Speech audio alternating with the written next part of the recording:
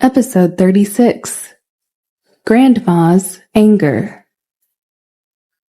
Noah was still wandering around in the hall, looking for the twins.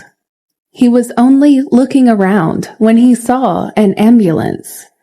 He rushed to the scene and saw Logan, who was injured and barely conscious. He still held Adam's hand and refused to let go. Noah was shocked. What had happened here? As they led Logan inside the ambulance, the two children saw him and they rushed forward. They begged him to take them to the hospital. Noah checked to make sure they hadn't gotten hurt as well. As they kept insisting, he had no choice but to take the two children to the hospital. Elizabeth witnessed this entire scene and seemed to be extremely worried about it all. She did not care about the shoot or about raising any suspicion. She also went into the ambulance with heavy makeup on. All of this was recorded by the cameras hidden in the dark. Of course, this would be news too, like all the other things. The ambulance then whizzed away, leaving everyone discussing what had happened. It was indeed very shocking for everyone around. Noah had barely understood what had happened, and he was incredibly worried too. This was not a small matter. Anything could have happened. Logan was injured, and the twins could have been too. If it was not handled properly, Violet would be in trouble. He quickly drove the car and followed. Since things were unfolding in this way, there was no chance that Violet wouldn't find out. Meanwhile, it was almost time to get off work. Violet called Noah and asked him where the children were. Noah had no option but to tell her about everything that had happened. Logan's grandmother was also soon going to find out and rush to the hospital. Violet thought that she should be mentally prepared for what was going to happen. Violet was confused, but there was only endless gratitude and fear left. She was grateful to Logan for lending a helping hand. Otherwise, the two children would not have been able to survive.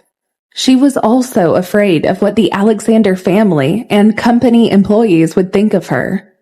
After all, Logan had gotten injured after trying to save her family.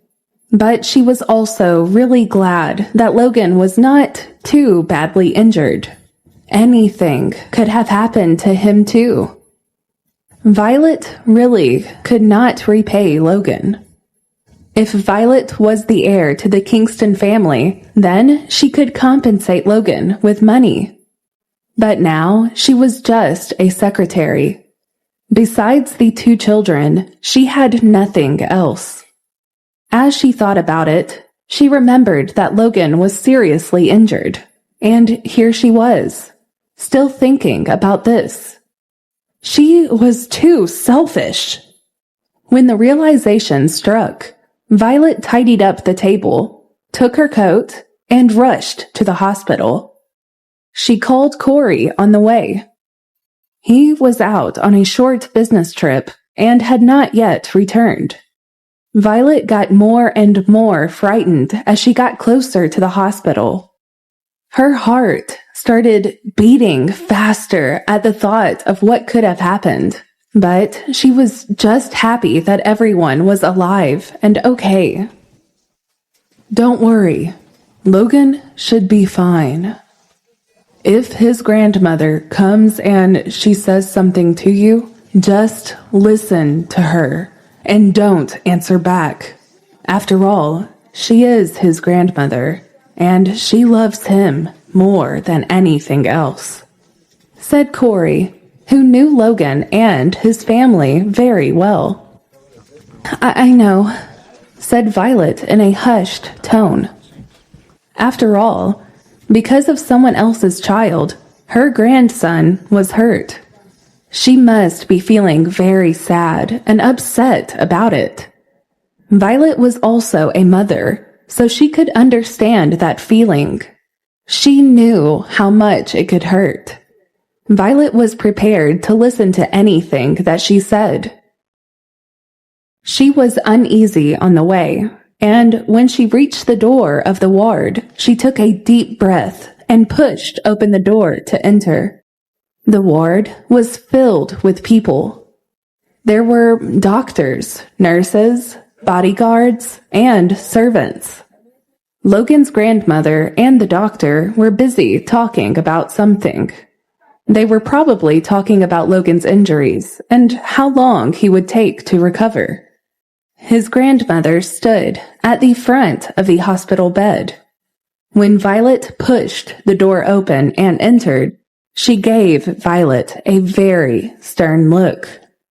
She had a very strong aura.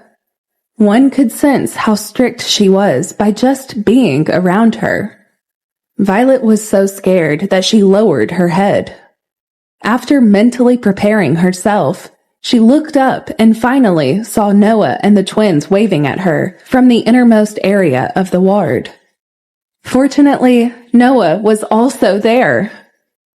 The twins' eyes were red as they surrounded the hospital bed.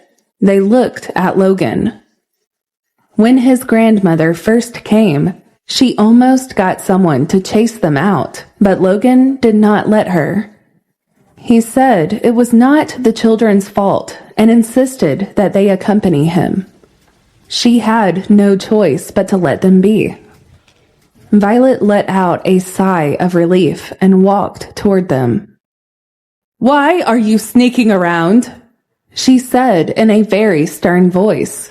Violet knew how angry she was. It was evident in her tone. "You know, Violet is also a member of the Kingston family, but she left the house years ago.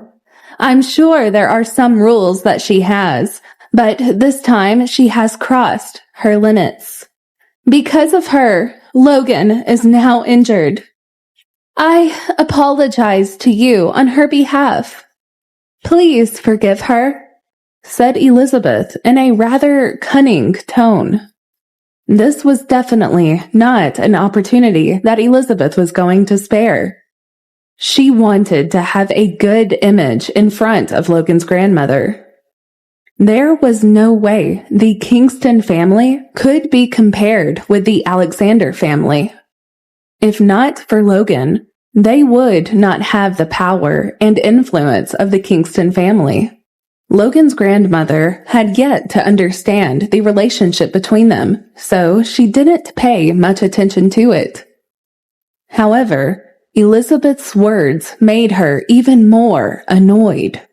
There was no one in the Kingston family that was good, and her grandson had not gotten married for so many years.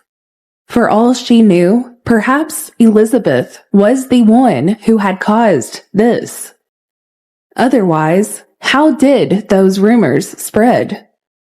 How could you just let your children run around? Haven't you taught them anything at all? Look at what has happened because of your children now. She coldly reprimanded Violet. "I am so sorry. This is my fault. It was I who did not look after them." Violet admitted her mistake, but Noah did not want to see her scolded. He remembered that when he was in the photography base, Elizabeth wanted to let the twins play. Noah could not help but look at her. Elizabeth's expression was the same as usual. Noah did not have any evidence, but the whole thing still planted a seed of doubt in his heart. He would definitely investigate this matter. Logan had fainted in the ambulance. He was still in a lot of pain. The twins had been by his side the whole time, crying loudly. They only held back their tears after Elizabeth scolded them. When they reached the hospital, the twins followed closely beside Logan. At this moment, Logan's shoulder hurt a little. He called out to them, and they wanted to cry again. "Don't cry. I'm fine," he said. Amy had been so adorable and daring at the airport, and Adam was always acting cool, too. Logan did not expect them to cry like this. Logan did not know why he felt such a connection to these two children. He did not want to see them cry, so he quickly got someone to wipe their tears. He felt this certain sense of affection for the two of them, and he didn't know how to explain it. It was all very strange. Violet quickly went to Logan and thanked Logan before apologizing to him for what had happened. Logan was a proud man, and everyone knew it. Because of a little injury, his grandmother had made a big fuss, and he couldn't help but feel a little embarrassed at this moment. "It's all right. It's just a small wound. I'll be all right in no time," he said with a hoarse voice. However, his grandmother cut him off. "It's so easy for you to say. I have never seen you so calm when you've gotten hurt. You always make an issue of it. What's so different about it today? How are you so calm? How can these people just hurt you like that? Who are they?" she said in a loud tone. "All right, Grandma, I got it. I'll be more careful in the future. And don't say that. We're all human, and mistakes happen."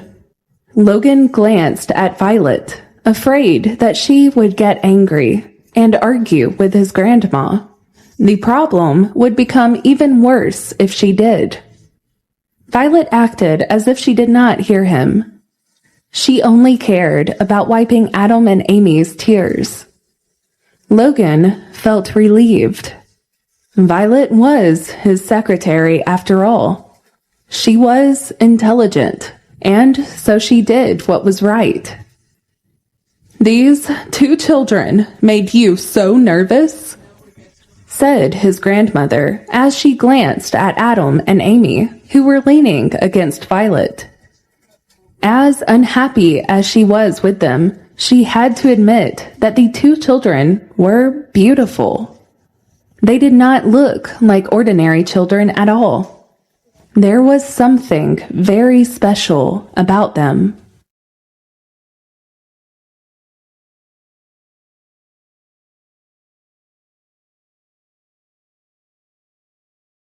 Episode 37. Violet is indebted to Logan. Logan's grandmother glared at Violet in anger and said, "You can't even take care of the children. What kind of a mother are you?" It was evident that she was extremely angry at her because she blamed everything on her. She could not scold Noah, so she took all her anger out on Violet. "Don't scold my mother. It's our fault. Please, Uncle, don't fire my mother. Amy and I can take care of you in the hospital. Please, just listen to us. Mommy has nothing to do with this." The children begged. Adam was the one who felt he should take the entire responsibility on himself for what had happened. He himself hadn't quite recovered entirely and kept thinking about what could have happened at that time. He felt a pang of unspeakable guilt and attachment to Logan. However, he would never allow anyone to blame his mother. He didn't have a father, so he took it on himself to protect his mother at all times. "Adam, This is not something you should be concerned about. The adults can handle this. Come on, run along. You have to go to school now. You cannot skip class. Noah said, trying to smile and look cheerful. The matter was serious, but he still gently coaxed the two children. He wanted to calm them down. Logan's grandmother was very stubborn, but she was also soft-hearted. She was not a bad person. However, Logan could see that if he didn't step in, the situation could quickly get out of hand. Grandma, I was only slightly injured. 2 children were hurt. It would be a tragedy. Violet is my employee too, so I have to make sure that I take care of things on all ends. Logan asserted in a rather serious tone. You always have a point. I can't beat you. Grandma sighed helplessly. She tucked the blanket over her grandson and said, I feel bad for them too. I'm glad everyone is doing all right. Logan's father passed away when he was young, and his mother remarried. This child had been lonely since he was very young. His life was seemingly a very successful one, but in fact had a very lonely childhood. Before Logan took over the company, his grandma had to manage the Smith Group entirely on her own, and it wasn't easy for her at all. I know you are worried about me. Trust me, it's fine. I'll recover sooner than you think. Logan used his uninjured hand to pat the back of his grandma's hand. He raised his arm to show off his muscles, and the two chuckled together. Violet, Logan just hired you, and look at what you've done to him. You should go home. Elizabeth had a considerate look as she leaned over to speak. She was trying to show concern at the same time, while also mocking Violet. She just wanted to put her in a very bad position, and that was evident from her tone. If you don't have the money, I'll lend you some. Besides, you just have Anna to look after the children now. I'm sure you wouldn't want them running around and causing more problems anymore, right? Grandma, what do you think? Elizabeth asked in a very soft voice. Elizabeth had plotted to drive Violet away from the Smith Group. She thought that this was the best chance that she had. She knew that if Logan's grandmother agreed with what she said, then Violet was surely out. But she forgot that his grandmother had also been a very strong woman when she was young.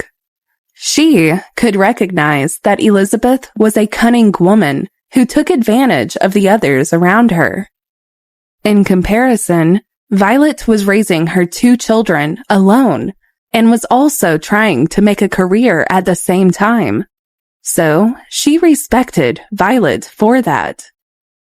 In the end, if you can support yourself, it is not up to you to rely on others. Work is work, and private matters are private matters. Don't confuse work and private matters with each other.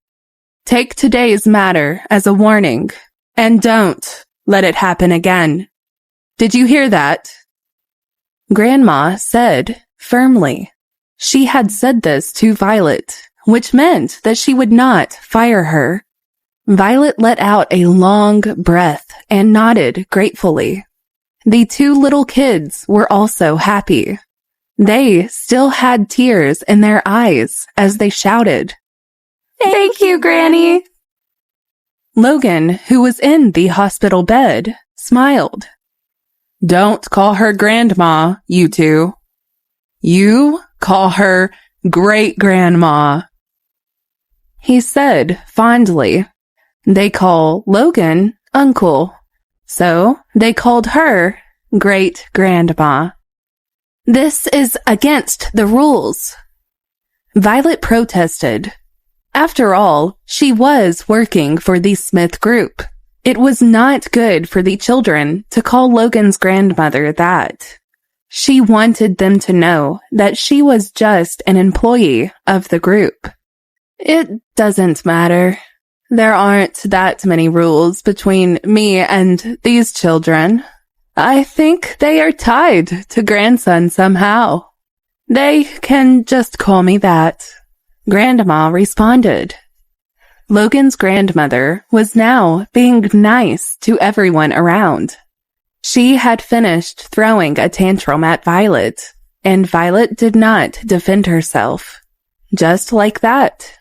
My grandmother likes children the most.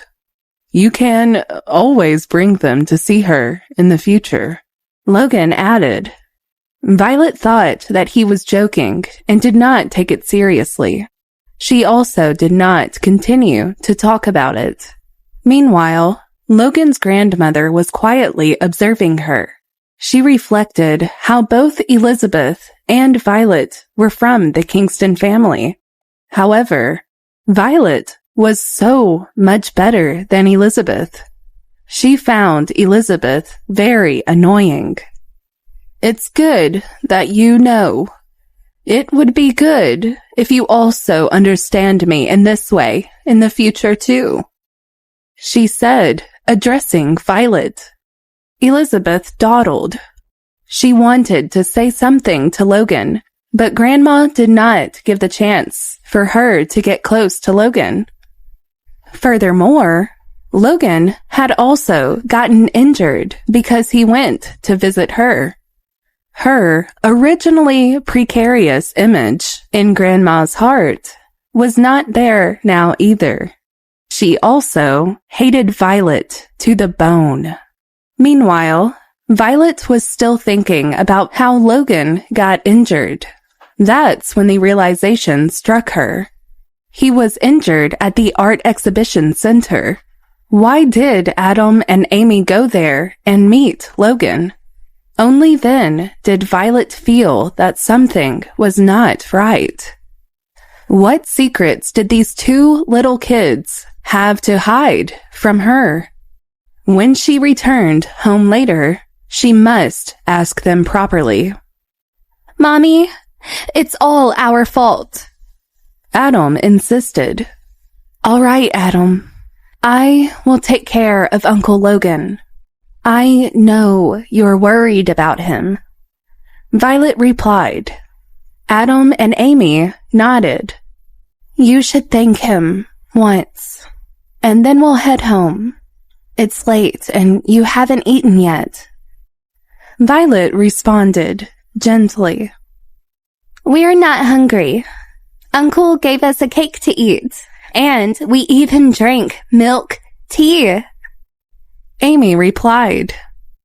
You guys are really good. Violet shook her head helplessly. Sir, thank you so much. I have no way to repay you. I can take care of you during the few days that you're resting in the hospital. I will also make sure that I do all my work in time.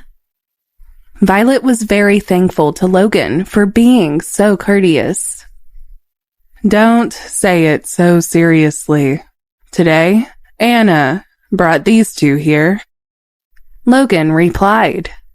It was Anna again. Logan's grandmother was very angry. Why does this lass keep giving you trouble? She said.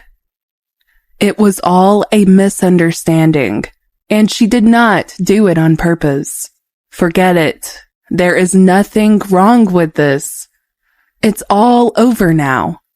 Please, just let it go now, Logan said, frowning. His grandmother kept quiet. She was afraid that her grandson would feel uncomfortable. Whew. Luckily, Anna is not here. If she was, Grandma would have definitely lashed out at her. Logan thought, although you are out of danger, you must take care of yourself. Otherwise, you will have a scar. She insisted. Logan had a scar on his shoulder. The doctor and the nurse stayed there to take care of Logan. Let these two people be here. The rest of you can get to work, Logan asserted. His grandmother instructed Logan's subordinates. You two stay overnight and keep shifts. You guys can rest in the rooms outside. You must be careful not to disturb Logan, and also not to let him call people when the doctor is attending to him. Elizabeth stood there, hoping that Grandma would let her stay there as Logan's caretaker. Grandma, please, let me stay and take care of Logan, she pleaded to Grandma. She had been suppressed by her aura and did not dare to speak. At this moment, she mustered her courage. If she did not even get this chance, Miranda would probably scold her to death. You? Of course not. What are you even thinking? No need. You are a public figure. I want Logan to rest here. The last thing that I want is for any rumors here. Please, let Logan rest. It's important for him. Grandma responded in quite a stern tone. Grandma, trust me. I can take care of Logan. I really want to stay here and look after him. Please, let me. She kept pleading with the hope that Grandma would let her. End of episode 37. Episode 38. The Gossips and the Tweets. Violet is Logan's secretary. Who are you? Why would I allow you to take care of him? Said Grandma. Besides, if it wasn't for my grandson, would the Kingston family even exist right now? Grandma was speaking the truth. Violet saw how Logan's grandmother spoke to Elizabeth, but did not say anything. She did not have any feelings for the Kingston family now. They had let her down. The only thing that she wanted was to take back the shares that belonged to her and hand them to the appropriate person to manage them and fulfill her grandfather's long-cherished wish. She wasn't able to comprehend Elizabeth either. In her heart, she wondered if Elizabeth wanted to kill Violet and Grandma both. Meanwhile, Elizabeth looked angry and upset. She blamed Logan for not speaking up for her. All men were protective of the women around. It was only Logan who was made of rock. That was when Logan spoke up. All right, Grandma. Can we please let all of this go? Elizabeth is a sweet girl too. Why do you have to say these things? Logan said. Logan, regardless of everything, I must ensure your safety at all times. Grandma replied in a very loud tone. The twins looked at her. They were not afraid of her, but they felt that she did not have a good temper. Logan, who was on the bed, made faces at them, and the two of them stuck out their tongues tacitly. Violet scratched her daughter's nose, and her eyes looked apologetically at her boss. At this moment, the silence was better than words. She did not expect her boss to be so nice. In the future, she would definitely repay him. She just had to. Her children meant everything to her. Logan was irritated. What was with the look in Violet's eyes? It made him want to bully her fiercely. If she made such an expression in front of other men, he would not like it. Was this woman stupid? Did she know how dangerous the world was? Was she like this when she was working with Hall too? Look at the two little kids protecting you. You really are lucky. Since my grandson was injured because of your two treasures, you should stay and take care of him. His grandmother said, Grandma, there is no need. I have a caregiver. Logan interjected. When Logan faced Violet, he couldn't help but feel nervous. He already had some feelings for her. If she stayed in front of his bed all day and night, would she let him recover? Furthermore, they would be all alone there. There would surely be rumors spreading about the two of them. So, this nurse and your secretary can both look after you here. Unless you want me to stay. We can do that too. What do you want then? Said Grandma. Grandma gave an ultimatum, so Logan could only listen to what she said. It's okay, Director. Adam and Amy want to help me take care of you too. Noah will take me home now. I will be able to come back to the hospital in an hour. Violet, you are too tired. I will stay. Noah said. He could not bear to see Violet suffer. However, he also knew that it wasn't suitable for him to stay. He had work, and he also had to protect his identity. He knew that if Violet did not have children, Grandma would not make such arrangements. In the current situation, Violet seemed like a much better caregiver than Elizabeth. Previously, Logan's grandmother did not know that her grandson's secretary even had two children. Now that she saw it, she also let out a sigh of relief. No matter how willful her grandson was, it was impossible for him to make a move on a married woman. She knew Logan, and she thought that he wouldn't go for someone like that. In these few days, a lot of people had been spreading gossip about the Kingston family. Violet had been out of the country for so many years. Now she had returned with children, and no one knew who their father was. People had also started talking about how she was back only for her due share of the inheritance. In that case, Violet, Elizabeth, Miranda, and the rest must be opposing each other. This was exactly what Grandma wanted. She did not like the Kingston family, especially Miranda and Elizabeth. They always wanted Logan's help for even the smallest of things, and that was something that she hated. She would rather let Violet take care of Logan than give Elizabeth a chance. Meanwhile, Elizabeth was confused. Elizabeth went to Logan and started speaking to him. She made all efforts to improve her relationship with Logan. She wanted to pretend that there was no one else and that she was the only one who could take care of him. Grandma made the final decision.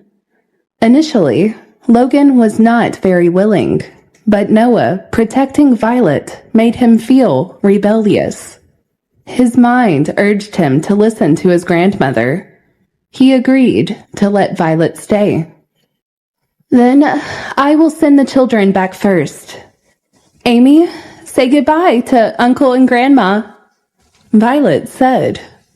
Adam and Amy's eyes were red and reluctant to part with Logan. They held his hands and did not want to leave. Mommy, Uncle must be in pain. Adam and I can also stay and accompany Uncle, said Amy with tears in her eyes. You have school tomorrow. I'll get you here on the weekend to meet Uncle, okay? Said Violet as she tried to console both of them. As Grandma watched them, she couldn't help but remark on how these two children were not ungrateful. They cared for others. Grandma also knew that there was something special about these children. She also felt this sudden surge of love for them. All right, then let's make arrangements. Elizabeth should leave since she has nothing to do here now. Logan needs to rest. Grandma waved her hand to let them go back to their own work. Noah left with Violet first. Elizabeth did not want to leave, but Grandma was still there. She definitely would not let Elizabeth stay. You can go now. We will contact each other on the phone. Let me tell someone to take you home, Logan said. He did not want Grandma to lash out at her again, so he was playing the role of a mediator. Elizabeth nodded her head and reluctantly followed the driver. When she reached the door, the driver did not stop and left. When Miranda and Lionel came out to welcome her, they only saw the tail of the car. Who sent you back? How is Logan? Asked Miranda in a very quirky tone. I came with the driver. I really wanted to stay, but the old hag didn't let me. She was persistent about me leaving. I hate her so much. I don't know what she wants, complained Elizabeth. Wait, what? Did she send you back? Where are the two children? Miranda lowered her voice. Logan saved them. In doing that, he hurt himself. Can you imagine what brats those two are? Elizabeth narrated. Initially, they had arranged everything perfectly. If something happened to the two children, Violet would not be able to work in the Smith group. Who would have thought that all their efforts would be in vain? Instead, they let Logan save the two children. This time, even if she left the Smith group, Violet would have a reason to get close to Logan. Elizabeth was so angry that her face turned red. She didn't know what to say or do. She just sat there, dumbfounded, cursing Violet. She hated her beyond belief. Violet is very lucky, and her children are also very lucky. I am so angry that I missed this rare opportunity, said Elizabeth in a rude tone. Miranda was flustered and exasperated. Lionel asked what they were talking about, and she quickly smiled and said something to cover it up. When they got home, she pulled Elizabeth's hand and took her into a room and asked Lionel to bring the fruits. That's when she met Charles. He was coming out of the study. What's going on? Asked Charles. Miranda's expression told him that there was something wrong. It was all up on the internet. The director of the Smith Group had saved two children at the art exhibition center. They were twins. Many people were suspecting that they might be Logan's illegitimate children. But there was also people who took pictures of Elizabeth getting into the ambulance. There were two different sets of opinions. One was that Elizabeth and Logan had a very complicated relationship, and that the two of them might even have children. The other was that they suspected that Logan's secretary was not a secretary, but the mother of Logan's two illegitimate children. Rich people have messy private lives. They might not want to get married, but they might have many children all around. Read a tweet on the internet. People were trying to make their own judgments without knowing what the real story was.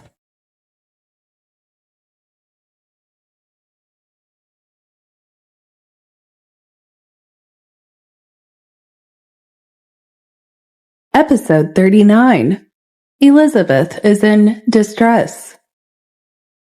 Ugh, if only I had a picture of those two kids. Paparazzi are useless. They didn't even take a clear photo. Elizabeth mumbled. You need a clear photo? You can look for the photo of the event some time ago. You might find it, Miranda suggested. What does this have to do with the event? Elizabeth asked. The netizens on the forum were discussing the kids, and speculations started going around. They were all talking about Logan saving the two children. They are not Logan's children. That's not even possible. Logan is not an ordinary person. He is the director of the Smith Group, someone said. Everyone else agreed with him. The children did attend the event that night. There were photos on the internet somewhere, but we still need more surety on that. Maybe someone brought them there. Read one comment on the internet. Logan also attended the event that night. Another one mentioned. This is not a coincidence, wrote another. The netizens seem to have discovered something very new and interesting to talk about. They started to piece together the appearances and backgrounds of these two children, and speculations were going on about whether they had anything to do with Logan or not. Miranda scrolled through all the comments. Do you know who their father is? Miranda asked Lionel. She felt a little restless and uneasy. She no longer cared about her persona and wanted to lash out at the others around her. This time, she was just too annoyed by what was happening around her and really wanted to do something about it. Lionel looked at her. Could they be adopted? He spoke. You mean... asked Miranda as her face lit up a little bit at that thought. They might not be her children. They might just be adopted. If she has children, she can compete for the position of the heir and have a much stronger stance. Lionel replied, as if he had made a very useful judgment. You're right. Why didn't I think of that? Miranda agreed excitedly. If they weren't, then it would be all right? Elizabeth spoke as she looked helplessly at Miranda. Calm down. What did I teach you? Being nervous doesn't help right now. Learn from your sister. Miranda remarked. Elizabeth lowered her head gloomily. If there was anything remotely related to Logan, she would never satisfy Miranda. As for her sister and Lionel, their relationship was getting stronger and stronger. Lionel was also Violet's former boyfriend. Why was she always inferior to Chloe? What was wrong with her? What effect does he have on you? If Violet wanted to use her child to fight for the inheritance rights, but no one knows whose child it is, they can't help her either. Chloe added, as she tried to give her 2 cents to understand what was happening. I really don't know what to say. Now Logan was injured because of Violet's child. How could it not affect him? Not only did she not help the Kingston family, but she also kept adding fuel to the fire. She is really annoying. I hate her so much. Elizabeth responded, I was in charge of your business with the Alexander family last time. I have also seen Logan's grandmother a few times. Why don't you let me pay her a visit and tell her about the relationship between us? This will save us from taking responsibility for Violet. Lionel offered as he put his analytical skills to use. Lionel was thinking in favor of the Kingston family. He had helped Miranda a lot throughout, so he pestered her like he would pester his own mother and acted like a spoiled child. If you let Lionel do it, he would definitely be able to do it. Lionel is indeed very powerful. We should let him go and talk to her. What do you think? Chloe asked as she tried to come up with ways of handling the situation. Lionel is indeed very good at talking and getting things out of some people, but he was Violet's first love, and they were together for quite some time. Is this really a good idea? Charles questioned. Dad, what did you say? Chloe was anxious. Lionel and I have been together for a few years. We are about to have a baby now too. Why are you still eyeing him with suspicion? Chloe, what are you doing? Lionel looked at Chloe with a stern expression on his face because he didn't want to make this announcement at this time. It doesn't matter. Mom won't scold us. She just wants to have a grandchild as soon as possible, right? Chloe said indifferently. She was pregnant with Lionel's child, so she naturally wasn't afraid that he would have any evil thoughts. This news made Charles heave a long sigh of relief. This way, their relationship would be stable. Miranda had always been optimistic about Lionel, so she was more willing to let him take care of the Kingston family. Lionel's parents had been good friends with Violet's parents. They were both talented students, and their children's education was very important to them. After Lionel's parents passed away and the family was in trouble, the Kingston family paid money to help him continue his studies. After that, he returned to the country and took over the family business. However, at that time, Lionel's family was almost bankrupt. All their businesses relied on the Kingston family's help, and their total net worth was going down rapidly.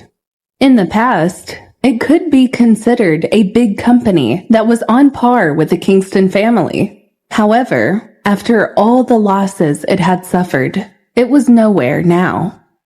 Lionel was also very hardworking. After 4 years of hard work, he helped the Kingston family's business, while also working on revising his own family business. They had turned the Laurie Group into a listed company. He had a refined appearance, a gentle temperament, and was also talented. He was the perfect man for Chloe. After all, the daughters of the Kingston family did not know how to do business. They only knew how to eat, drink, and have fun. Although the other was a superstar admired by tens of thousands of people, she could not make her way to Logan's heart. Miranda had high hopes for Elizabeth. But now, she only hoped that Chloe could live a good life with Lionel and give birth to a grandson for her as soon as possible, so that the Kingston family would have a successor. Logan's grandmother treats everyone in the same way. Lionel, can you do it? Are you sure? Charles asked. He was still a little worried. Chloe held Lionel's arm and pouted at Charles. Mom, look. He just doesn't believe in Lionel. Don't worry. He is just not letting you stand up for yourselves. I will make the decision and let Lionel be in charge of this matter.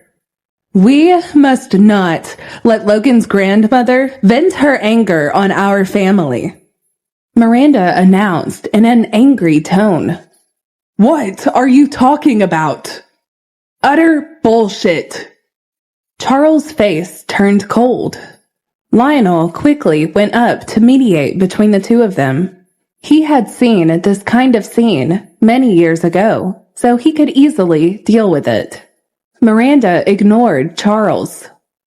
Although he tried to always do as she said, he knew she was telling the truth. He was, indeed, useless. He was far from being as successful as Lionel in Los Angeles. Lionel had built a lot of connections for the Kingston family. Charles had done nothing. Therefore, she decided to let Lionel represent the Kingston family to get in touch with the Alexander family. Lionel expressed that he would definitely not fail this mission. As for our child, please don't let too many people know about it for the time being. It's better we keep it a secret for some time now. Miranda knew what he meant. It was nothing more than fear that someone would harm the child. The Kingston family had offended many people over the years. Furthermore, Violet had returned. Who knew if the people that Grandpa had left behind would take advantage of this to harm Chloe? Miranda also thought it would be best that they played safe at such a time. It is only right to keep a low profile. Miranda nodded approvingly. She might not have a daughter who could help with the business, but her son-in-law was very capable. One was Lionel, and the other was Logan. She knew how every other woman outside of the family was envious of them. You have to learn from your sister. Miranda pulled her two daughters to sit on the sofa. Lionel and Charles went out to smoke. There were some problems in the company these days. They talked about it and wanted to think of a way to resolve it. They all put their heads together to think of something. The cook was preparing dinner. Elizabeth had been on a diet for a long time to maintain her looks, and she did not have tea that morning either. She was starving and couldn't wait for the food.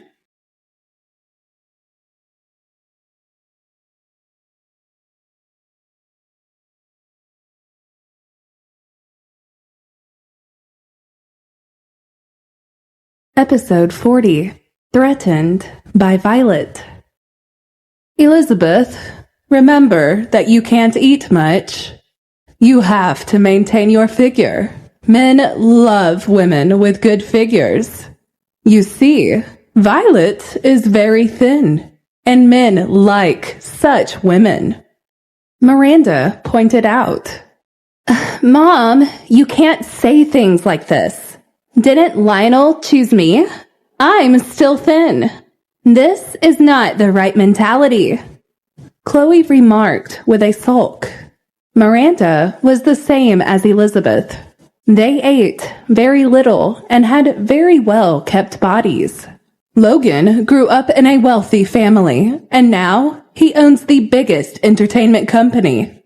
There are many female artists under him. Do you think he would like such ordinary people? said Miranda. "Mom, I am not ordinary." Elizabeth was very angry. "I will keep reminding you of the truth. That's my job. Logan might be nice to you, but this won't last long. You need to keep him under control." Miranda responded, "The most important thing is to chase Violet away." Elizabeth insisted. If Violet was chased away, Elizabeth wouldn't have a lot to worry about then. Violet was the biggest cause of concern, and this made her hate Violet even more. They really could not chase Violet away from the Smith group. It wasn't like they hadn't been trying for such a long time now. Initially, at the art exhibition center, Miranda helped me think of a way. In the end, she ended up making a fool of herself, Elizabeth thought. Instead, she let Logan save those 2 children. Now, we can't chase Violet away just like that. Moreover, his grandmother actually let Violet take care of Logan.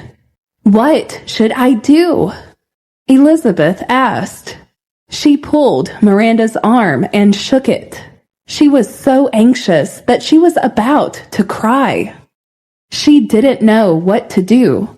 She was very angry, yet anxious at the same time. "You have been unable to think of a way to please his grandmother for so many years. At this time, your efforts are also useless. She regards family very highly, and she doesn't like our family anyway," Miranda expressed. Elizabeth did not have the chance to give birth to a child for Logan, so she could not use it to take over the position. "Now you're worried. What great timing. All these years, we have given you a lot of ideas about what you should do. But did you ever listen to us?" asked Miranda sternly. She had a very annoyed look on her face. "Mom, don't scare Elizabeth. Go and see what Lionel and Dad are talking about. Don't let Dad bully Lionel." Chloe acted like a spoiled child, and Miranda seemed angry. She pointed at Elizabeth and left, looking disappointed. Elizabeth could finally catch her breath. Chloe and Elizabeth looked at each other and smiled bitterly. Elizabeth told Chloe about the matter that her assistant had mentioned to her. She did not think that Chloe would actually agree. "What if Logan understands what we're trying to do?" asked Elizabeth in a rather concerned manner. "Then you should do it secretly. Don't let Logan see through it. Besides, even if he finds out, we will put the entire blame on Violet. Violet is his secretary and has a higher chance of getting close to him than you. We just need to say that she did it." Chloe responded. Her mind always went a mile a minute in all of these situations.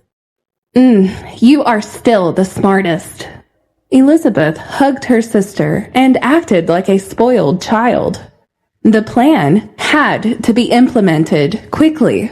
Elizabeth wanted to do all that she could to make sure that Violet was out of the way. So, if Violet is taking care of Logan, we have the perfect opportunity to turn Logan's grandmother against her. When something happens in the future, she will naturally not help Violet. Chloe was confident. "What should we do? Chloe, do you have a way?" Elizabeth asked. "Listen to me," Chloe said. She and Elizabeth could only be happy if Violet did not exist. As long as Violet was in Los Angeles, the glory that belonged to the 2 sisters could be taken away. Chloe and Elizabeth were one, and the common enemy was Violet. It was nighttime, and Violet was at Haley's house with the two children. Violet quickly took the time to give the two children lessons. She changed her clothes, and as she packed her things, carried the two little kids and put them in front of her. She asked them why they went to the exhibition center. "It was Noah who brought us to play," Amy insisted. She pulled Adam's hand and told him not to speak. She dealt with it. In such situations, she always wanted to take the lead because she did not want their mother to scold Adam. She knew that acting cute always worked for her. "Really?" asked Violet with a rather stern expression on her face. "Yes, he did." Amy kept nodding her head. Adam hesitated for a moment. Violet saw it and immediately did not believe it. Adam especially did not know how to lie. Whenever he tried to lie, it would always show on his face. Violet could tell that there was something wrong with him. "Why would Noah take you there?" "I don't believe it. Hurry up and tell me. Good children don't lie." Violet insisted. Hearing her, Adam looked at his sister hesitantly. "Violet, what are you doing? Have you seen what time it is? The children have to sleep." Haley opened the door and entered. She knew that Violet was going to scold the two little muffins, and so she intervened. Violet looked at the clock. It was 8 o'clock, and she also had to hurry to the hospital. She looked at the twins. "I will let you go for now. Adam, I'll give you a chance. When I come back tomorrow, I want to hear the truth, okay? I know you always tell me what actually happened," Violet asserted. Adam didn't say anything and just pursed his lips. Violet also did not have the heart to scold the child. After hesitating for a moment, she decided to let them sleep. Violet already felt guilty toward her children. She could not give them a stable and happy life. These two children were already obedient enough. Fortunately, nothing major happened, and she could still talk some sense into them. Violet's unpleasant words would instead hurt her children. This was not worth it. She really loved her two children and wanted to give them everything that they could ever wish for. "All right, I will go and see Uncle Logan first. You guys listen to Auntie Haley and sleep well. In the morning, Noah will come and take you both to school. You guys must be obedient. Do you understand?" Violet asked as she looked at her children lovingly. "Mommy, go quickly. You tell Uncle Logan that we will go see him on the weekend." Although Amy was reluctant, she still pushed Violet out, making Violet not know whether to laugh or cry. "I am the one closest to you," Haley interrupted. "You don't know that your daughter likes someone else?" Haley pouted. "I don't know why either. Of course it's because of their godmother." Violet insisted. She was too embarrassed to say that it was because of her. After all, she would occasionally be infatuated with Logan too. "Well, as long as these two love me, everything is all right," Haley replied. She pulled the children close to her with one hand and sent Violet to the door, telling her to be careful on the way. "Amy should not be that impressed with Logan," Violet remarked. She was still somewhat dissatisfied. "Well, Logan is this little girl's savior. Their relationship is a very special one. Doesn't that mean Adam now has a sense of insecurity? In Amy's heart, Her brother is no longer her biggest confidant and protector. Violet argued. Of course not. Adam will always be my favorite Prince Charming. Amy swore so that her brother would believe her, and also to make Haley and Violet very happy. Hurry up and leave.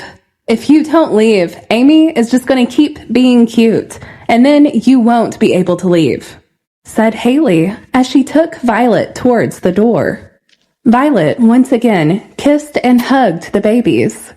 Only then did she reluctantly go to the hospital.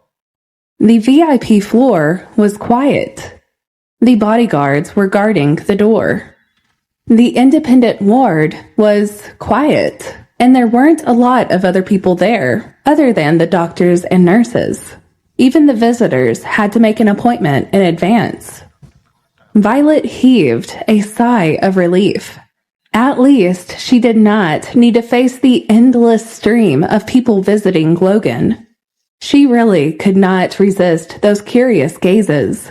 Although Violet was a secretary, she was not an easygoing person. She did take things seriously. Logan's grandmother felt that Violet was reliable. She saw how she took care of her 2 children, and that showed her how sweet she was as a person.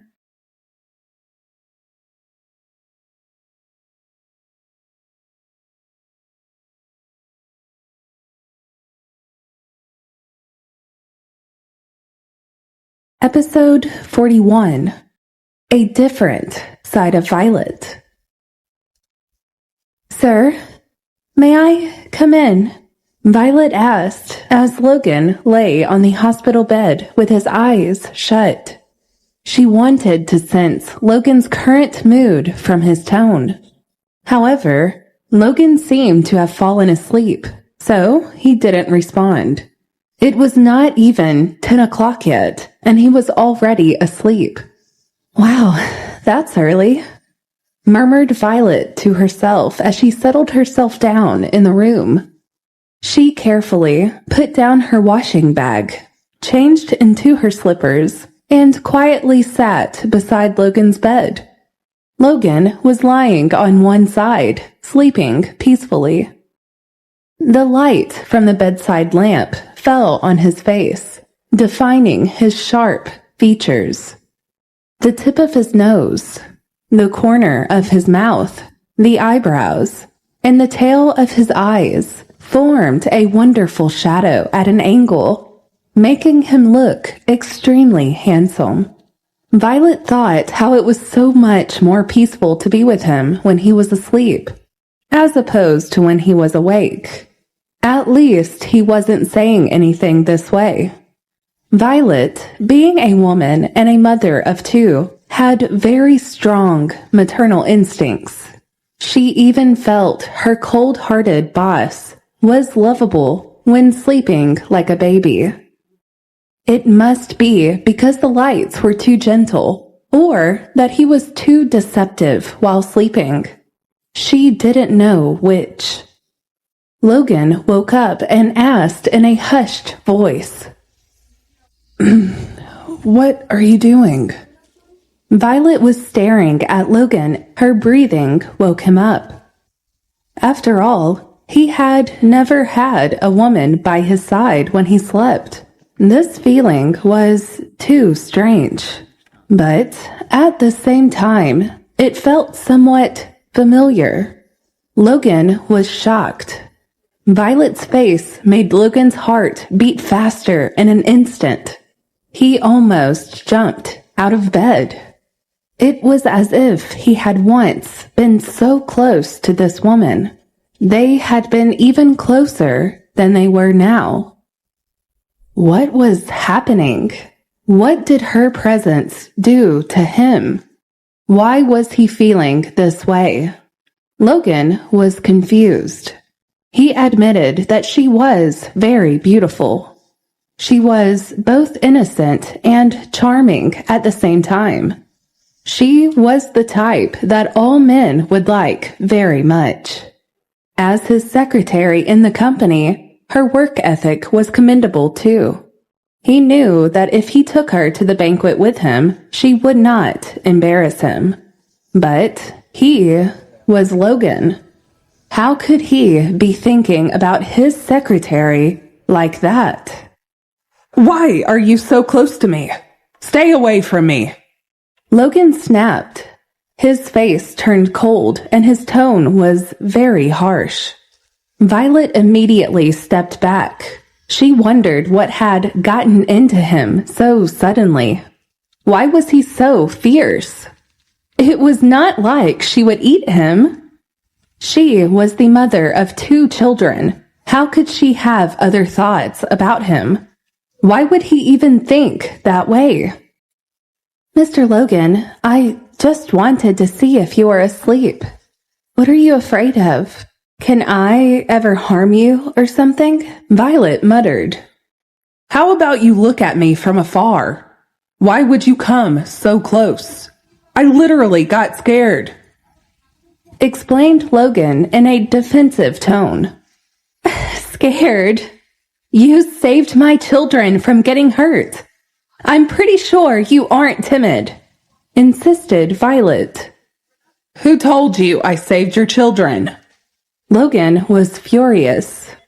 Violet simply huffed in impatience.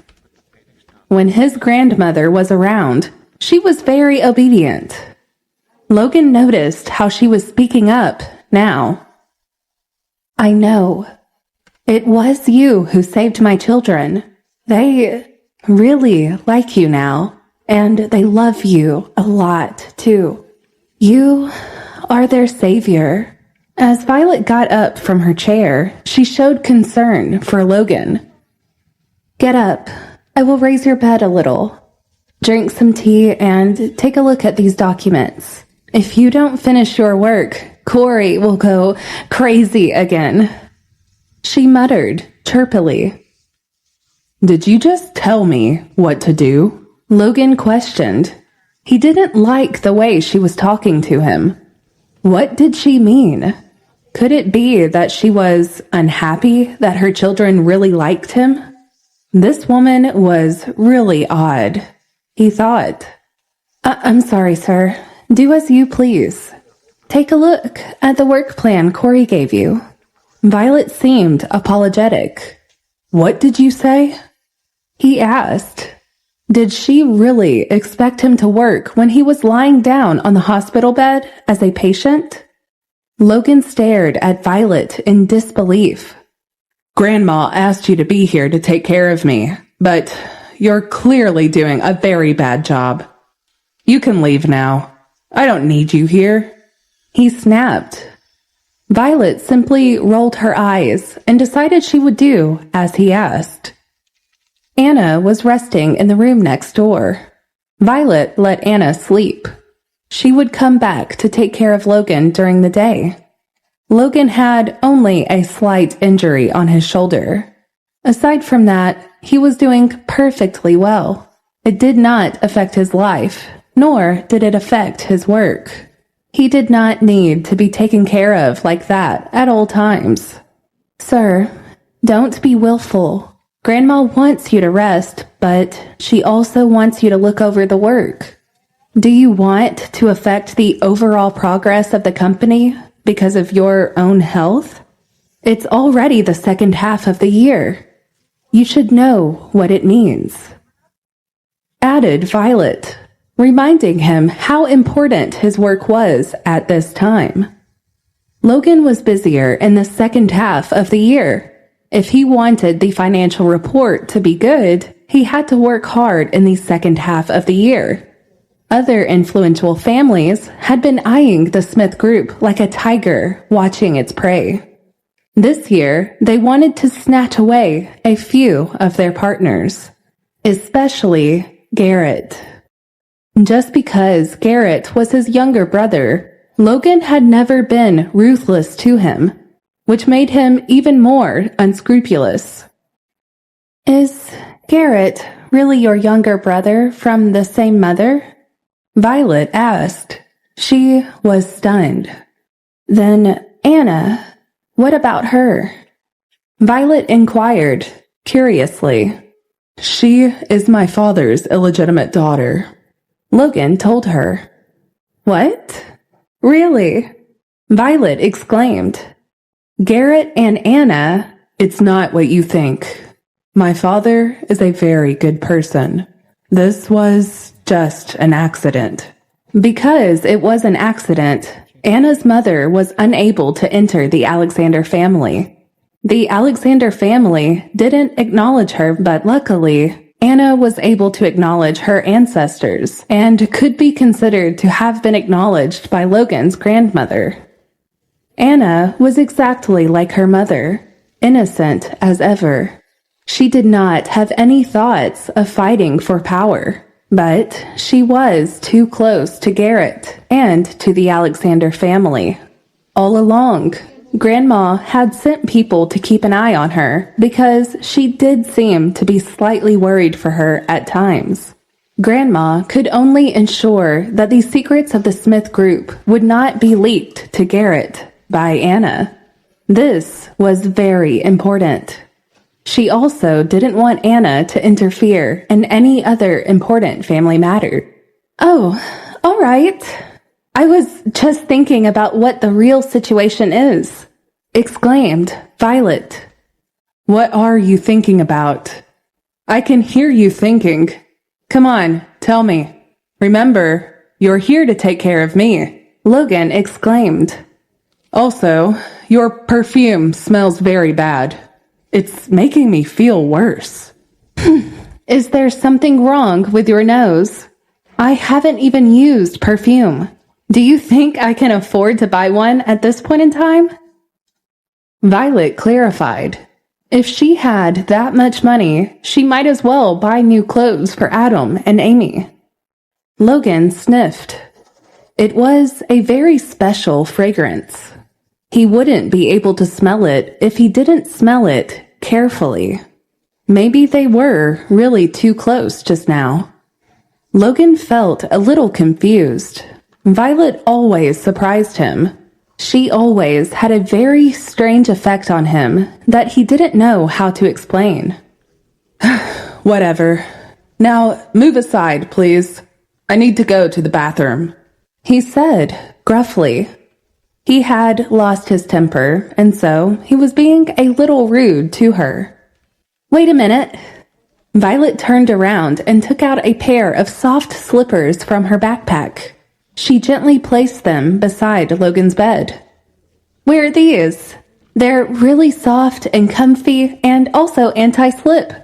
You can wear them to the bathroom. Violet insisted, handing them to him. Why should I wear this pair of slippers? Logan was being his usual inquisitive self. These slippers are very comfortable. Try them on. Adam and Amy love wearing these slippers. What did he have to do with that? Logan's face stiffened. He insisted on not wearing the slippers. Put them on! Violet panicked. She squatted down and helped him put the slippers on. The man's feet were dry and warm, and Violet's hands were small and soft. She could not hold Logan's ankles. Only then did she remember that the person in front of her was her boss and not her child. Her face immediately turned red, but she still forced herself to hold Logan's ankles with two hands and stuffed his feet into the slippers gently.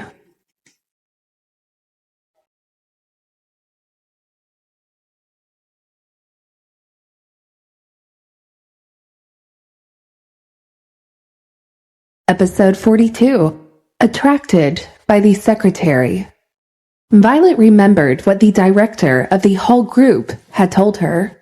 He had said, "When you're halfway through something, don't feel embarrassed. Don't stop. Persist and finish it. Otherwise, not only will you feel embarrassed, your previous efforts would have been in vain." So she continued doing what she was doing. After finishing, her face, neck, and ears all turned red. Logan naturally noticed that the temperature of his body has also increased. He felt something very strange inside of him. Was this woman doing this unintentionally or intentionally?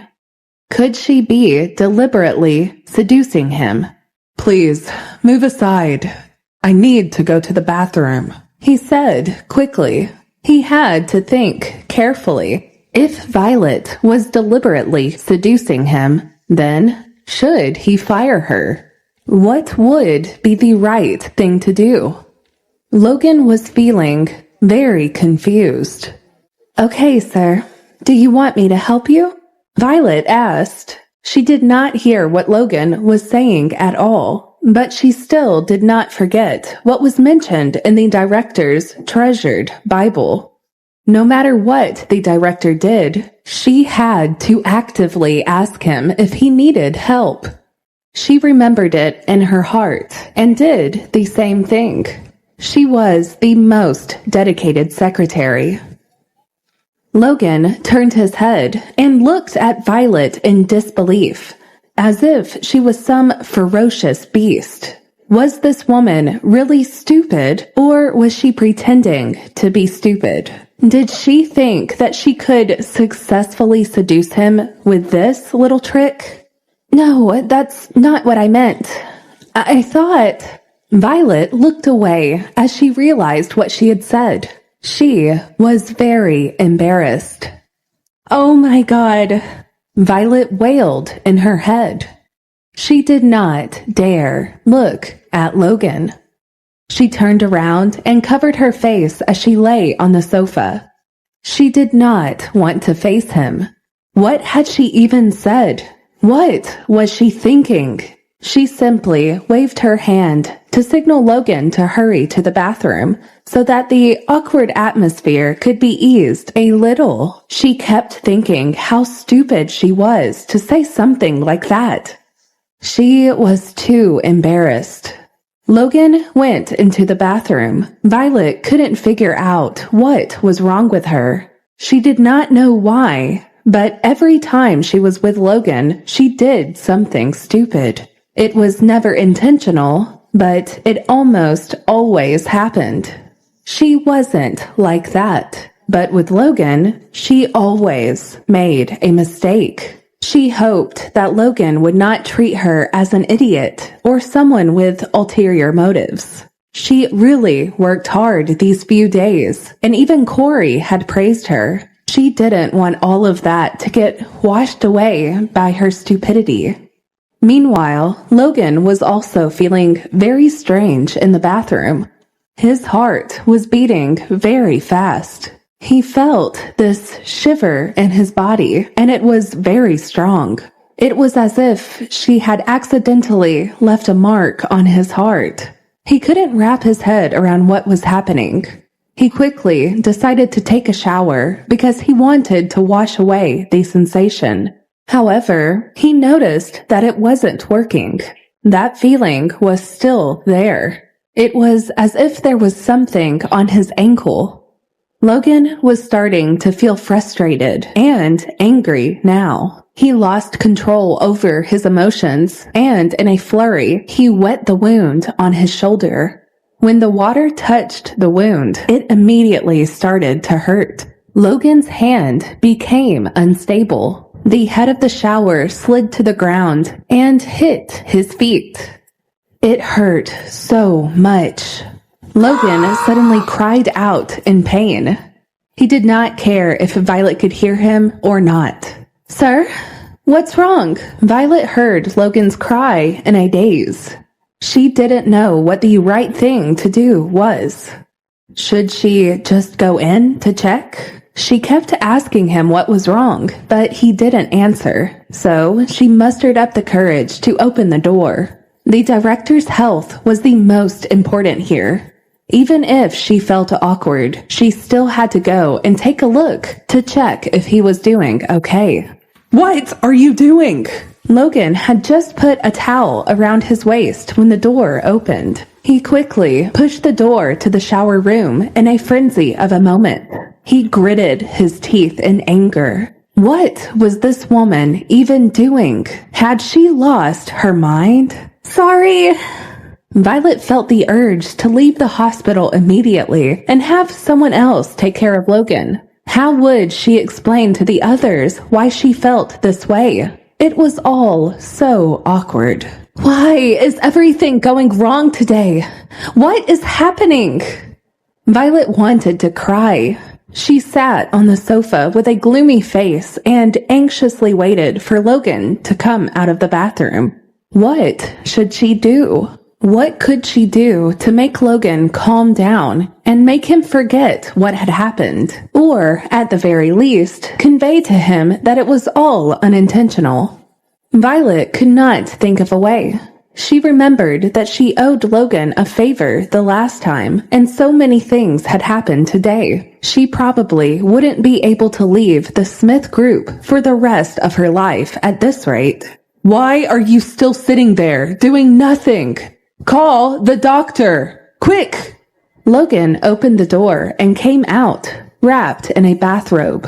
Only then did Violet dare to look at him. You want me to call the doctor? Violet muttered as she stared at Logan with hazy eyes. Logan stared at her too. Damn it! Logan was feeling even more attracted to her. What exactly was wrong with him? Elizabeth was always so close to him, and yet she could not arouse his interest at all. Could it be that this woman was resorting to dirty tricks to get his attention? Why was she always able to turn him on? What did she do that made him that way? As Logan continued to look at her, Violet couldn't help but think about her actions even more. Eventually, Logan lowered his head and snorted. His tone was cold, as if the man who screamed in pain in the bathroom was not him. Can you stay here alone? She eventually asked. Violet walked over and saw blood on Logan's shoulder. She wanted to take a closer look at his wound, but she dared not to. She didn't want more things to go wrong. What do you mean? Am I a child? Logan said angrily. Violet had the ability to make him impatient. Was she sent by his competitor to anger him to death? Why did she pretend to be bullied and pitiful? Was she trying to win his sympathy? Logan kept thinking about what her intentions were. If Corey hadn't specially investigated her and found out that she had nothing to do with Garrett, he would have even suspected that the Lori group had sent her to anger him. If they were successful, then they would have no competitors in Los Angeles. Garrett was Logan's stepbrother. For some reason, he was jealous of Logan. No one knew whether it was personal jealousy or jealousy for motherly love. It was something. Ever since they were young, his attitude towards Logan had been very hostile. He didn't like Logan one bit. This is why Logan was always so concerned about business with the Lori group.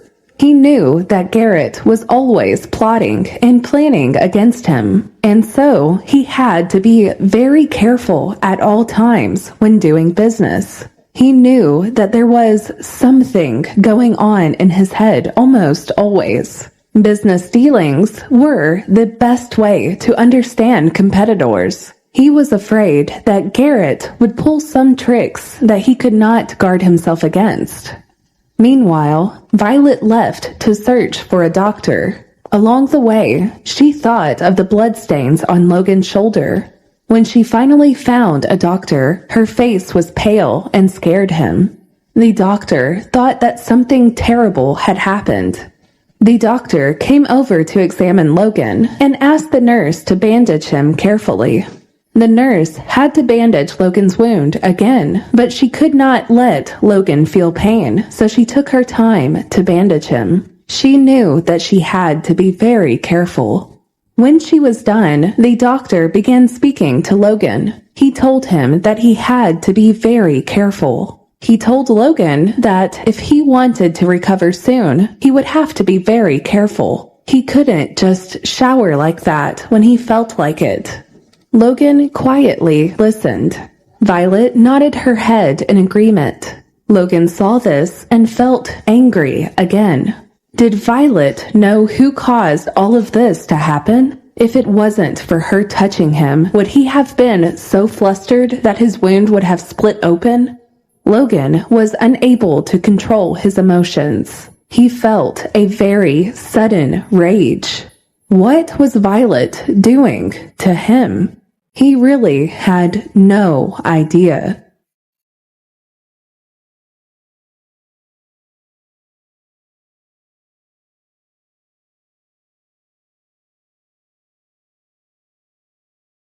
Episode 43. To be a good secretary. Violet was secretly observing Logan. She had not expected Logan to be like this. Everyone feared him, but he was afraid of pain. He had a very low pain tolerance level. She could clearly see how scared he was when the doctor was treating his wound. Violet really wasn't expecting to see him like this. Wow, this is new. Sir, too, is afraid of pain. He is actually quite cute, she murmured. Unlike others around, Violet didn't judge Logan for his low pain tolerance. She didn't judge him for the fierce image he had, but in fact, she knew that he was human too, and felt pain like everyone else. Fortunately, the doctor did not hear this. Otherwise, Logan would have been angrier than ever. Violet was really full of herself. When the doctor left, Violet couldn't help but joke with Logan. When the nurse changed the dressing for Logan, Violet secretly noticed that Logan's ears were red. Logan probably felt that she knew he was afraid of pain, and he was very embarrassed. He didn't want Violet to see him like that, but there was nothing that he could do either. As Logan's secretary, Violet felt that she had the responsibility to comfort Logan, and so she tried her best to do so. Sir, it's okay to feel what you are feeling. You are human too. You don't always have to put up such a strong aura. Breathe. You're all right, she said soothingly. As Noah had said, Logan wasn't as scary as everyone thought him to be. He still had a little bit of childishness in his character, which was evident in the way he was acting. However, Violet wasn't able to calm him down with her words. He only felt that he had lost face. He even felt a little resentment towards his grandmother. Why did his grandmother want this woman to accompany him? She knew he must be in a vulnerable state at the hospital. Why would she want her to see him like that? It seemed as if Logan had completely forgotten that he was also involved in this decision. He then remembered how he just wanted to calm things down, and so he had instantly agreed on Violet staying too. I don't need those. Logan looked out the window coldly. His face was expressionless. What? Violet was busy packing and did not hear him clearly. It's nothing. You do what you need to do. Logan exhaled. He did not need so many friends. Grandma had said that no one could guarantee that they would not be betrayed by their friends. He also did not like to trust others. It was too dangerous. He just felt comfortable living his life the way he was. Everything was tidied up. Logan also changed into his comfortable and dry pajamas. He lay on the bed and picked the laptop up. The nurse went into the bathroom to clean up and then left. Only Violet was in the room again. She was sitting across Logan's bed, looking at him. Logan glared at Violet and picked up the laptop to check his emails. Corey sent a few emails to let him finish reading before noon tomorrow. He even said that he would bring breakfast when he came to see him in the morning. Corey used this as an excuse to get Logan to talk about work. He knew that there was already so much piled up at the office. Why don't you rest today? Your wound just broke open. All of this can wait. Violet felt goosebumps just thinking about it. She felt pity in her heart and could not bear to see Logan stay up late again. She knew that his wound must be hurting and thought it was best that he put all else aside and rested. What? Didn't you ask me to work just now? Now you're telling me not to stay up late? What is wrong with you? Logan questioned with a rather annoyed look on his face. But your grandma also said the same thing. Violet defended. You mentioned my grandma again. Then tell me, what did she say again? Your grandma said that if everything has to be done by you only, then what do you want those useless people to do? Violet's voice became softer and softer as she spoke. Her intuition told her that even the slightest of things could anger Logan at this point in time. Sir, if there's anything I can do, just tell me to do it. You should get ample rest so that you can recover. And I'm not sleepy anyway. Actually, Violet was extremely sleepy. But she wanted to be a good secretary, and hence she wanted to take most of the workload on herself. You want to do it?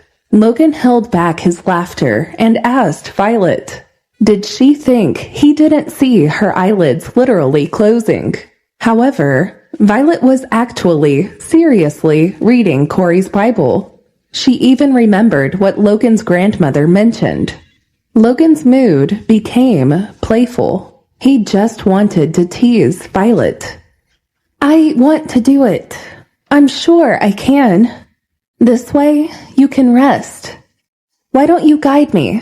She asked. Inwardly, Violet was afraid that she didn't have the ability to manage all this work, and that she could not help like she wanted to. Forget it. I don't want you to find out all about the company's secrets anyways, muttered Logan. Really? Do you really think I can let the company's secrets out? Wow, Violet exclaimed. She was extremely professional and had an excellent work ethic. Moreover, she knew that if she did something like that, she would not be able to live in Los Angeles in the future. Violet was very annoyed at the thought. I am just teasing you. Why are you so anxious? Turn off the light. Logan pressed a thumb and forefinger between his eyebrows and instructed Violet tiredly. Violet simply looked at him curiously and did what he said. Maybe it was because Logan's tone suddenly became gentle, or maybe it was because the temperature in the ward was just right. Violet obediently took the remote control and turned off the light. She quietly sat in front of Logan's bed. Violet caught a glimpse of the man's serious and determined eyes. From the corner of her eye, the man's eyes were sometimes cold and sometimes indifferent. As she looked at him, the dry and warm feeling that she had felt when holding Logan's ankle returned. Violet gently rubbed her fingers and suddenly blushed. Are you hot? Logan looked at Violet strangely and then looked back at the screen.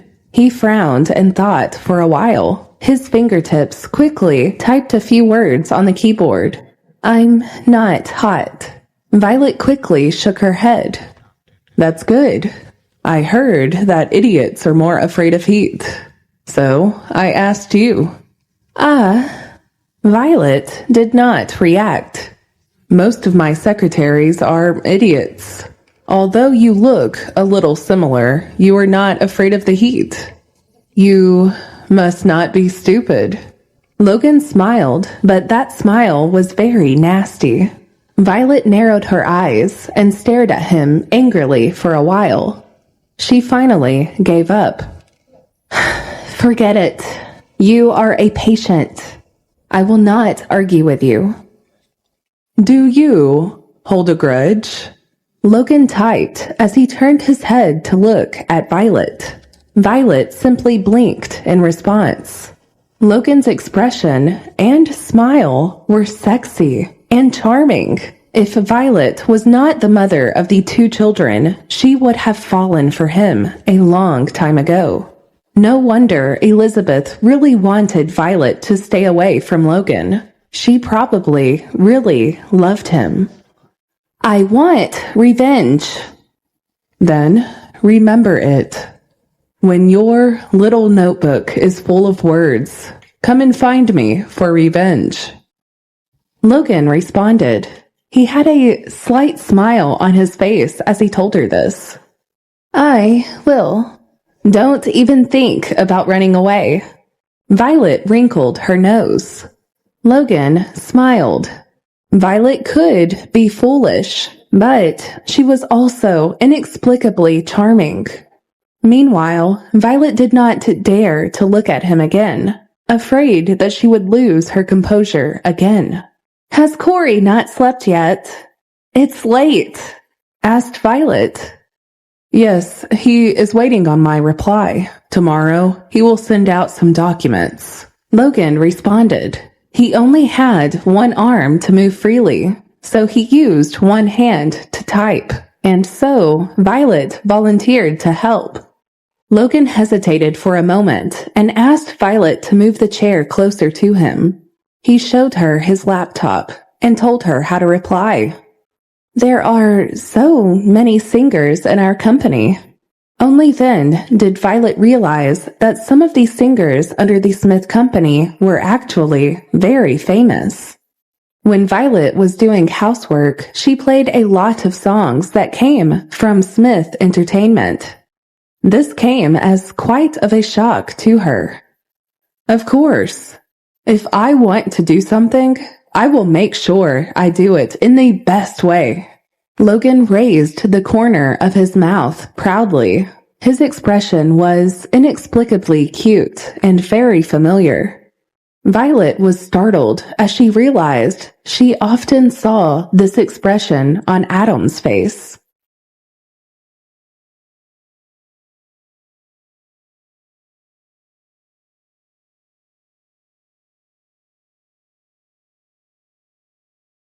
Episode 44.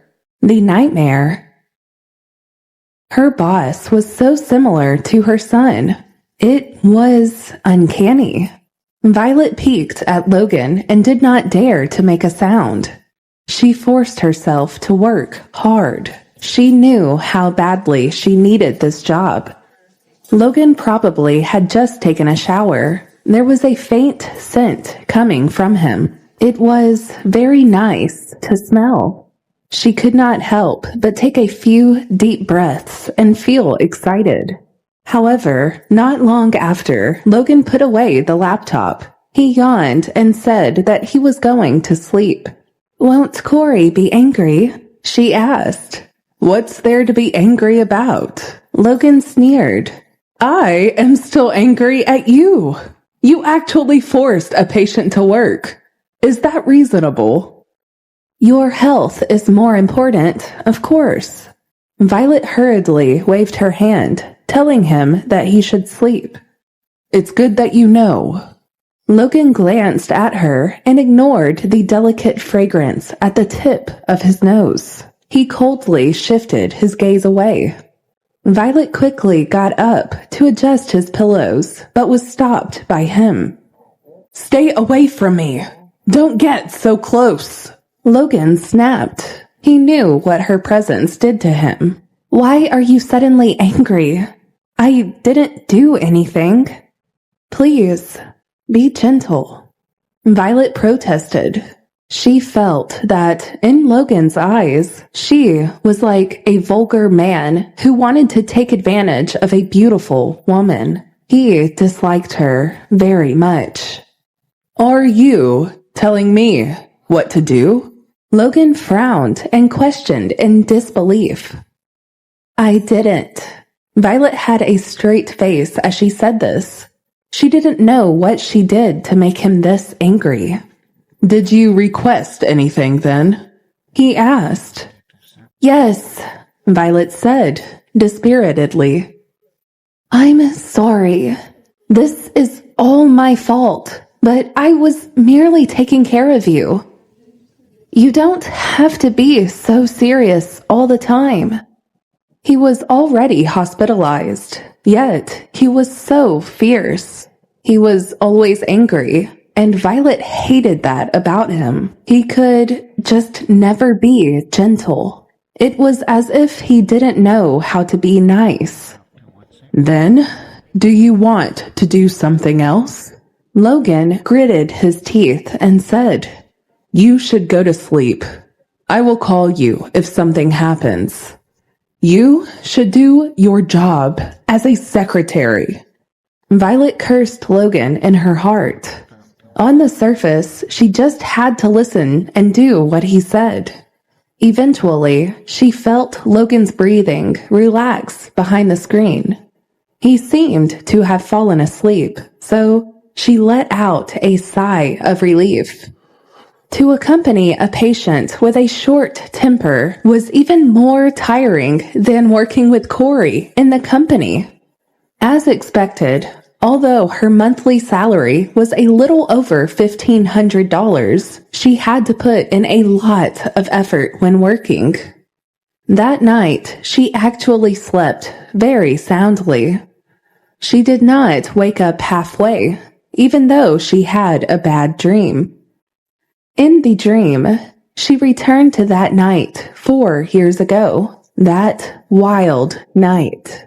That pair of arms that were wrapped around her seemed to have returned to her waist. However, this time she was not afraid. Instead, she wanted to see who this man was. She wanted to know what Adam and Amy's father looked like. She knew how badly Adam and Amy wanted to find out about their father, but she had never wanted them to find out. It wasn't of any use at all now. Violet curled her lips in a grievance. It had already been 4 years since the incident.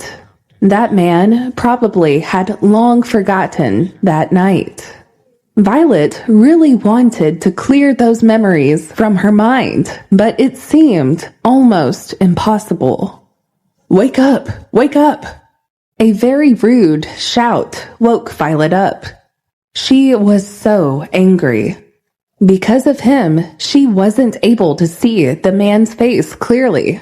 She only had time to remember his black sideburns and tall nose bridge. His nose bridge was exactly the same as Adam's.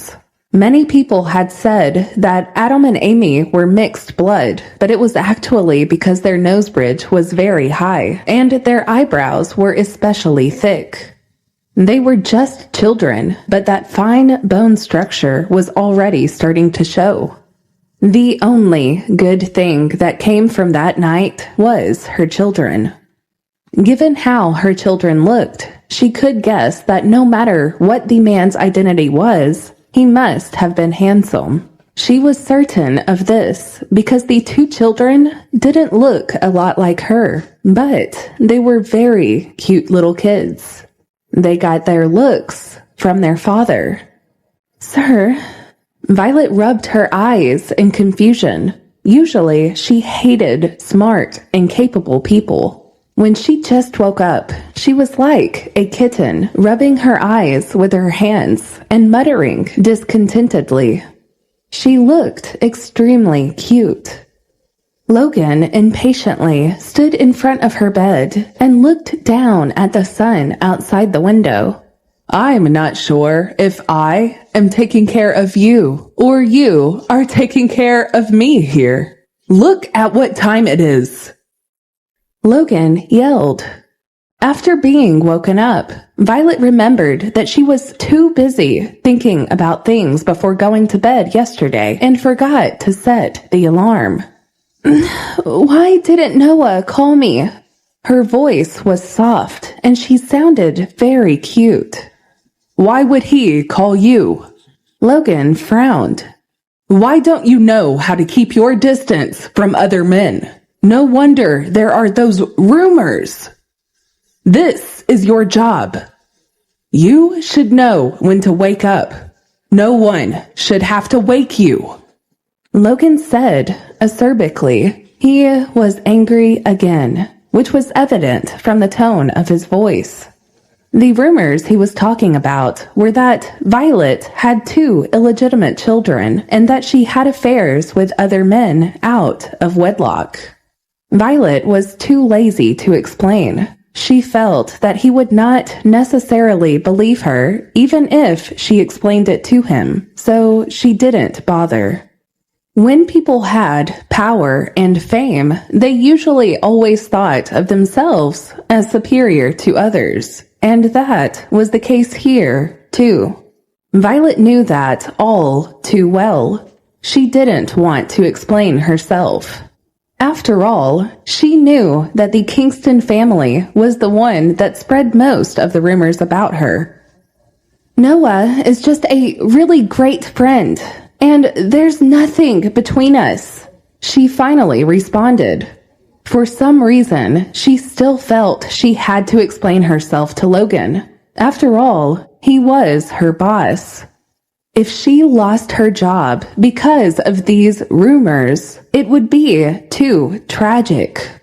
Noah has to be getting something out of this entire situation. To be helping you like that all the time? Logan's tone was a little jealous and a little harsh. In any case, Violet felt that he was very childish.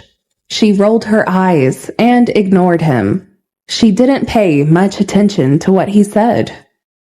Logan kicked the railing beside his bed again petulantly.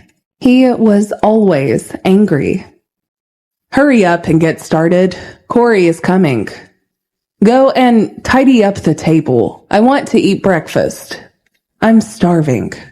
After a night of rest, Logan was in high spirits. He was very energetic. He saw Violet's dispirited look and didn't like it.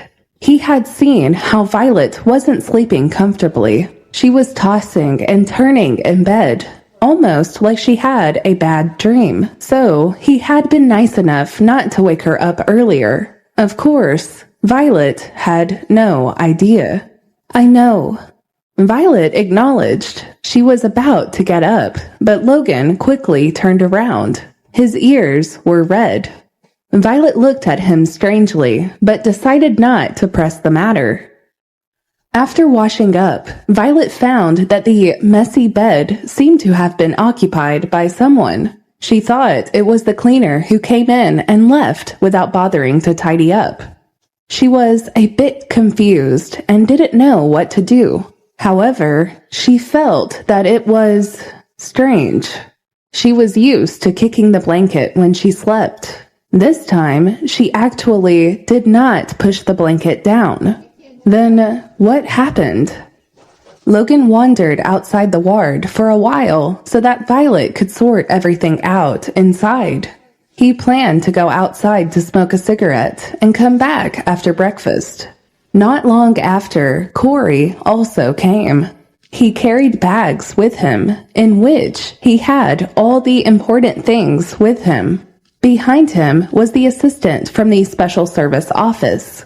He was a university student who had just graduated.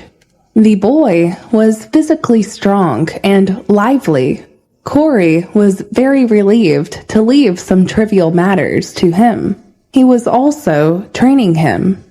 Corey was happy that he also finally had someone who could help him out with his work. He really needed it. Violet, good morning. The boy followed Corey and Logan into the room. When he saw Violet tidying up the table, he greeted her warmly. They all then sat down to get started on breakfast.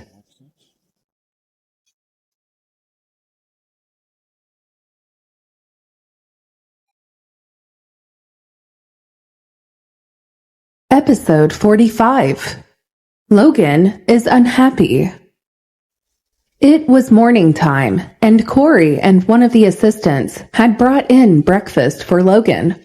Violet, on the other hand, was already familiar with the boy and instantly got into a conversation.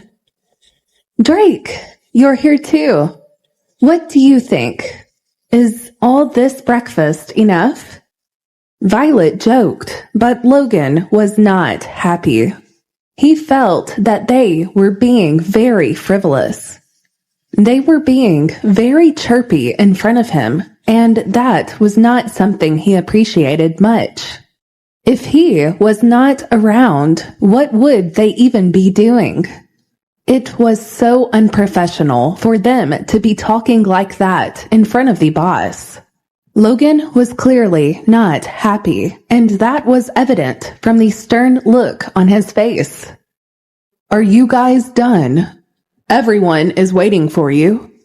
Logan's tone was cold. He wanted the two of them to know that this was something that he did not appreciate at all.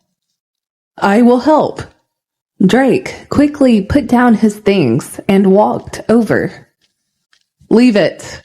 Violet will handle it herself. Don't cause trouble." Corey quickly pulled Drake back. It was not that he did not want to help Violet, but he knew Logan's temper. If he didn't approve of something, he expected everyone to understand and then refrain from doing it. When he was in a bad mood, you had to do what he wanted. It was obvious that Violet had offended him. She could bear with it for a while and let it pass.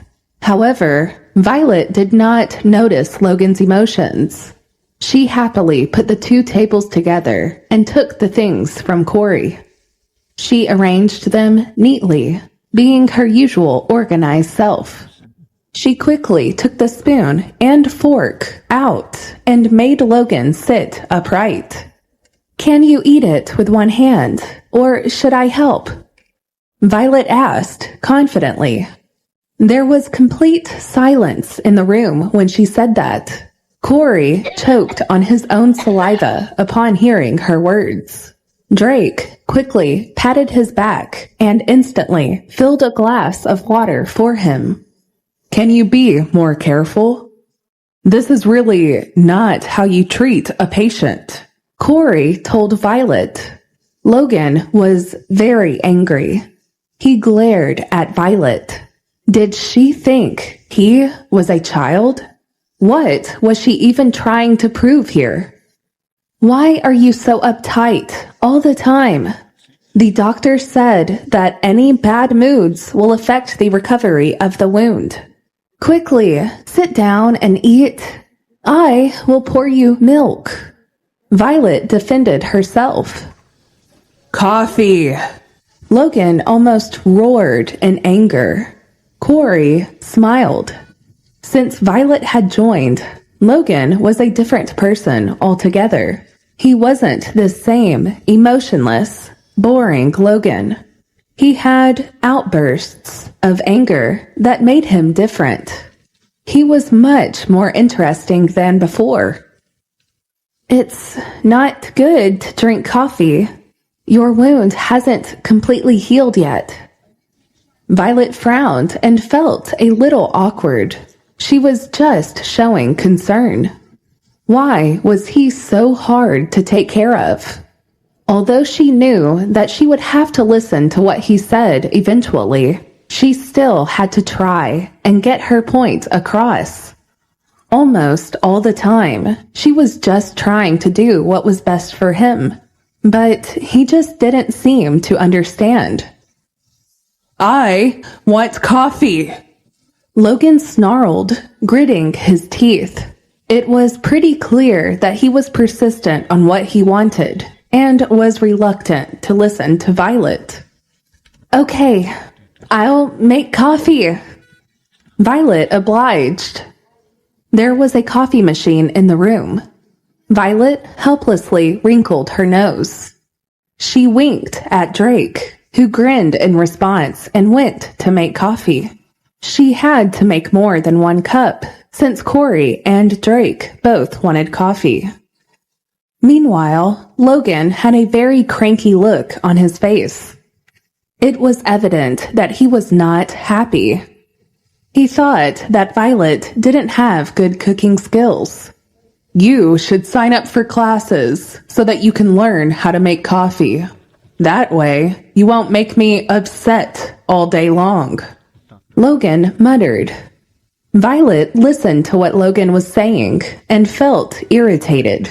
However, she didn't have many options to choose from, so she just abided.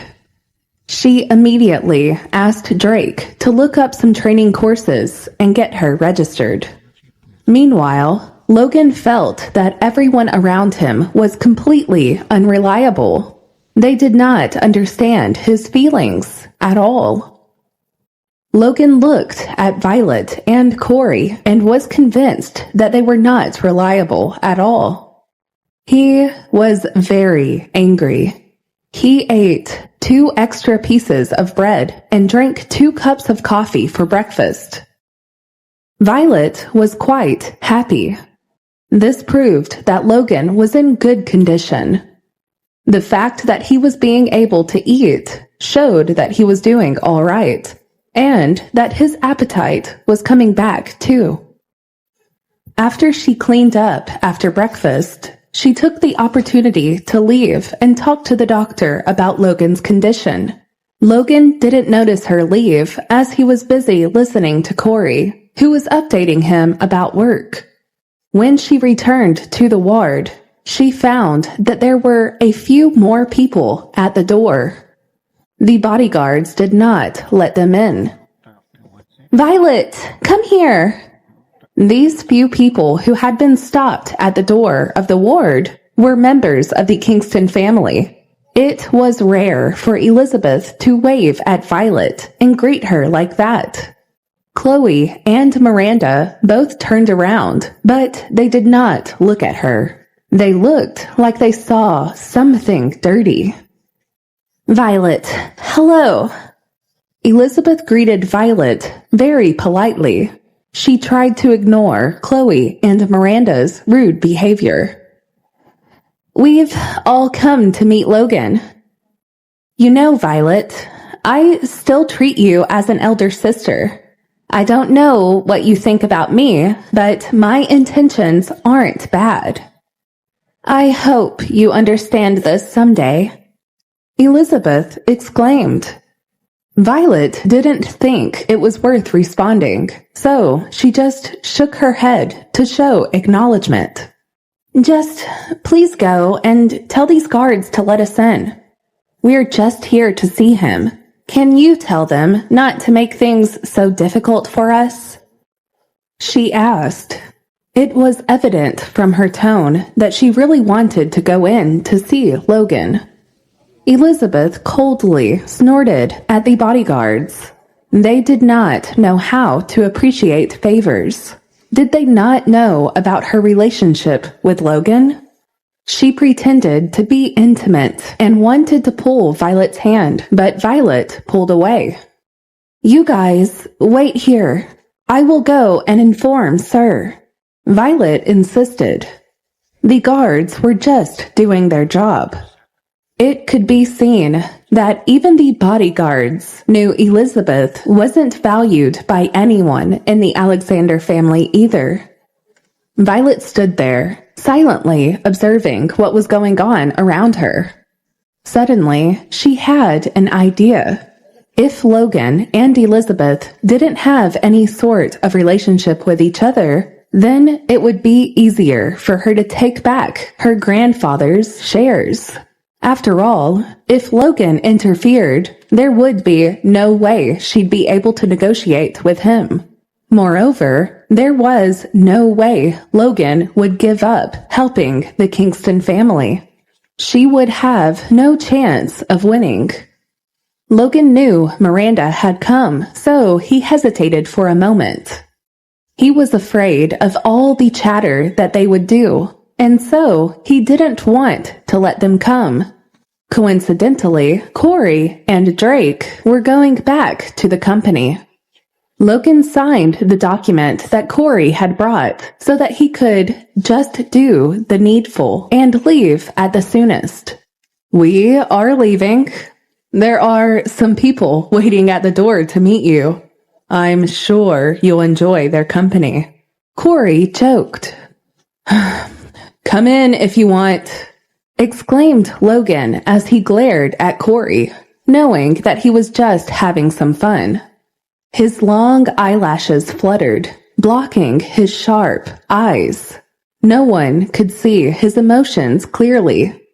"Did you find out about the loophole in the business with the Kingston family?" Logan asked again. "I have sent the information to Mr. Kingston. He should get back to us soon. I'm just awaiting his response as of now." Corey found out that Charles was in contact with the people of other influential families, too, during the investigation. Something surely seemed fishy about this entire fiasco. No one knew what the big plan was, though. Did he really think that the two families could join hand in any venture at all? Everyone knew that Charles was the farthest thing from being naive. There was surely something cooking in his head. This matter has to come to an end within 3 days. If this continues, it will affect the future projects, Logan emphasized. He ordered Corey and Drake to return to the company. Before they left, Elizabeth came in and met them at the door. Drake felt that Elizabeth looked very familiar. After all, Elizabeth did not wear a mask or a hat when she entered the private floor of the hospital. To a young man like Drake, her face was quite familiar. Elizabeth smiled and followed Miranda and Chloe into the room. Logan was not very enthusiastic, and Miranda was not embarrassed either. He had a very solemn and unwelcoming look on his face because they were the last people he wanted to meet at this point in time. The room was filled with her pretentious and elegant voice. Logan already felt tired and annoyed. He couldn't wait for them to leave.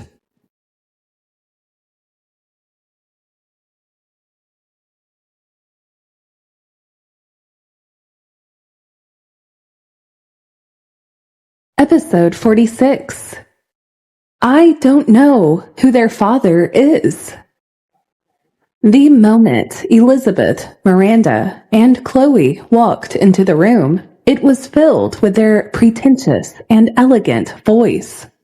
Logan had a very solemn and unwelcoming look on his face because they were the last people that he wanted to meet at this point in time. Logan already felt tired and annoyed. He couldn't wait for them to leave. Miranda looked daggers at Violet, who was standing beside Logan. She exclaimed, "Violet, I can take the two children back home with me. Although I don't know who their father is, I'm sure your uncle and I will treat them well. After all, they have half of the bloodline of the Kingston family." This was the first thing that Miranda said upon entering the room, and it came as a shock to everyone around. This was the last thing that they expected Miranda to say. Logan raised his head. Did that mean Violet never got married, and these children were really illegitimate children? The Kingston family's words were really contradictory. What was the real story? Would they ever tell him clearly? Back then, when you angered your grandfather to death, your uncle was naturally very angry. Now that you're back, your uncle feels that you shouldn't be living alone like that. After all, you're part of our family too. He always told me that he wanted you to live in our home. Miranda continued. Violet became increasingly upset at her words. She had thought that they had come to check in on Logan, but it turned out that Miranda was here to talk about the kids. It annoyed Violet to no end. She knew that Miranda had always had evil intentions behind everything that she did, and hence this seemed like the usual Miranda to her. No need. I have already cut all ties off with you. And I am very happy with the way that I am living right now. Thank you so much for your concern. Violet retorted. She couldn't be bothered to talk to them diplomatically. If she really returned to the Kingston family, her life would definitely be very miserable. It was the last thing that she could ever think of. Leaving the Kingston family far behind was important for her to ensure her safety. She was not interested in wasting her precious time there. How can you say that? We cut off our relationship because you were angry. Now that you have returned to Los Angeles, no matter what, you have to return to the Kingston family. If you think I'm wrong, you can ask Logan, too. I'm sure he will say the same thing, too. Miranda exclaimed, clearly offended by Violet's words. Violet simply ignored her. This was her private matter. What did it have to do with her boss? Violet was indifferent. She lowered her eyes and took out her phone from her bag. She sent a message to Noah to ask him about Adam and Amy and how they were doing. Violet knew whatever Miranda and her daughters were doing was all a part of a huge game plan. They had probably come up with something new this time, like they always did. Logan, help me persuade my sister. She is your secretary. If she comes back home, our relationship will be even better, and her work will be easier too. Elizabeth pleaded. How can you talk about work right now? I think Violet is also unwilling, so we should just let it be. Logan snapped. He did not want things to go any further with Elizabeth at the moment. It was better for him to be aloof. He had never thought about getting married or getting engaged to her. He could never see her like that. In fact, the two families did not have a very deep friendship.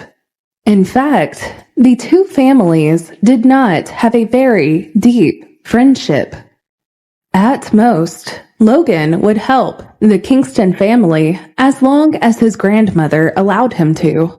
However, recently, there had been a business matter that affected the reputation of the Alexander family, and so Logan decisively ordered the Kingston family to stop and investigate it. Logan knew how to keep public and private matters separate, and so he did. However, he did not know whether Violet thought the same way or not. After all, when she was at work, she clearly chatted happily with her colleagues. She did not seem to take work seriously. I think the same as the director. We must distinguish between public and private, Violet asserted, feeling pleased that Logan was not trying to pressure her. Violet grinned and tilted her head to look at Miranda. Furthermore, you are now the head of the Kingston group, Director. Elizabeth is also doing very well in her career. Chloe is probably preparing to be a housewife. Everyone has something to do. I can't just stay at home and do nothing, you know. I am very happy with my work. Besides, my boss is also very satisfied with my performance. I'm really glad I have someone as nice as Mr. Alexander as my boss. I can't bear to leave the company. Don't you agree, sir? Her words made Logan blush a little. It's all right. Logan ignored Elizabeth's sharp look and brushed off the dust on his sleeves. Despite his reluctance, he knew he should support Violet. At work, other than occasionally talking back to him, Violet did nothing else that he could complain about. Logan, you don't want to see her children grow up without there being anyone to take care of them, right? If something happens again, what would we do? Elizabeth looked anxious. She really looked like an aunt who was worried about her niece and nephew. It seemed rather strange for her to behave like that. Not as long as they don't go to any dangerous places. Logan snorted. But they are going to shoot advertisements. Elizabeth reminded him. After Elizabeth said that, Logan remembered that Violet did not know about it all. He looked up and saw Violet holding the phone with a puzzled expression. They are going to film an advertisement? She had never known about this. You still don't know? Elizabeth became even more proud at this time, as if she had something on her. Violet, you are their mother. You should know everything about them, and should also be responsible for what they do. Chloe is about to be a mother, yet she understands all of this so well. You already are a mother, and yet you have no idea? This is not good at all. Elizabeth took this as the opportunity to turn things around, and she enjoyed what it made Violet feel like. She only cares about herself, Chloe remarked slyly. She wanted to seize the opportunity to belittle her. Violet was already used to it. Yes, I am not like you. What you care about the most is someone else's boyfriend. Violet shot back. She knew she had been framed by Miranda and given her virginity to another man. When she returned to the Kingston family and her grandfather passed away, Lionel started dating Chloe. This had really hurt Violet back then and still pained her somewhere in her heart. She would never forget this, ever. Don't slander me. Lionel has always liked me. You were never even part of the story to begin with. Chloe started arguing. All right, I don't want to hear anyone's secrets. Don't make all of this a dirty family affair, please. Logan insisted. This was not an interesting topic. It seemed that Violet and the Kingston family were really on very bad terms with each other. Was Lionel Violet's former boyfriend? The news came as a shock to Logan. Instead of arguing, Violet returned to the topic at hand. My children are already 4 years old. They go to school now. As for the advertisement, I will ask them about it carefully. You don't need to worry about that. She responded calmly. She couldn't believe Noah and Haley had actually helped the two little ones hide this from her. She was really speechless. Violet frowned. She was prepared to send a message to ask Noah what was going on. For years, Logan wondered. Those two children looked so similar to him, and Violet was also a member of the Kingston family. Despite his growing curiosity, he did not show any change in his expression. He appeared very impatient and indifferent, so the Kingston family would not detect any changes in his emotions. However, he had already made up his mind to let Corey investigate Violet's past, especially what had happened 4 years ago. Miranda could not convince Violet. She clenched her fists and wished that she could drag this wretched girl back to the Kingston family and lock her up so that she would never appear in front of Logan again. If what happened back then was exposed, Logan would definitely be furious. She could not let him know what happened back then. The future of the Kingston family and Elizabeth's future would not be destroyed by Violet. Logan, Elizabeth is going to join the filming team soon. She will not be able to see you for a few days. You two should stay in touch over the phone. She likes to let her thoughts run wild. Please, bear with it. Miranda told Logan. Work is more important, but I'll go visit when I have time.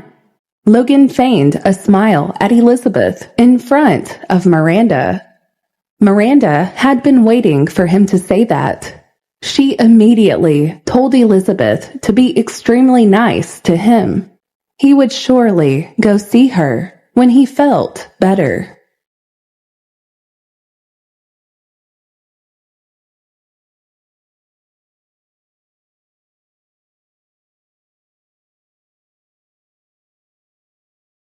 Episode 47. Logan ignored it.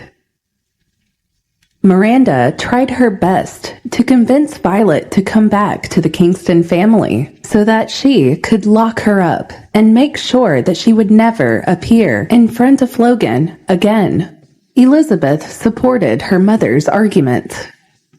Violet, your children must come back to the Kingston family. If something happens to them, everyone will laugh at the Kingston family. And I'm sure you won't like that either. As long as Logan is satisfied with your work, we can't say anything. But you must not give him any trouble, all right? Elizabeth insisted. Miranda did not refute her, and Violet didn't know what to say. She felt that something was not right.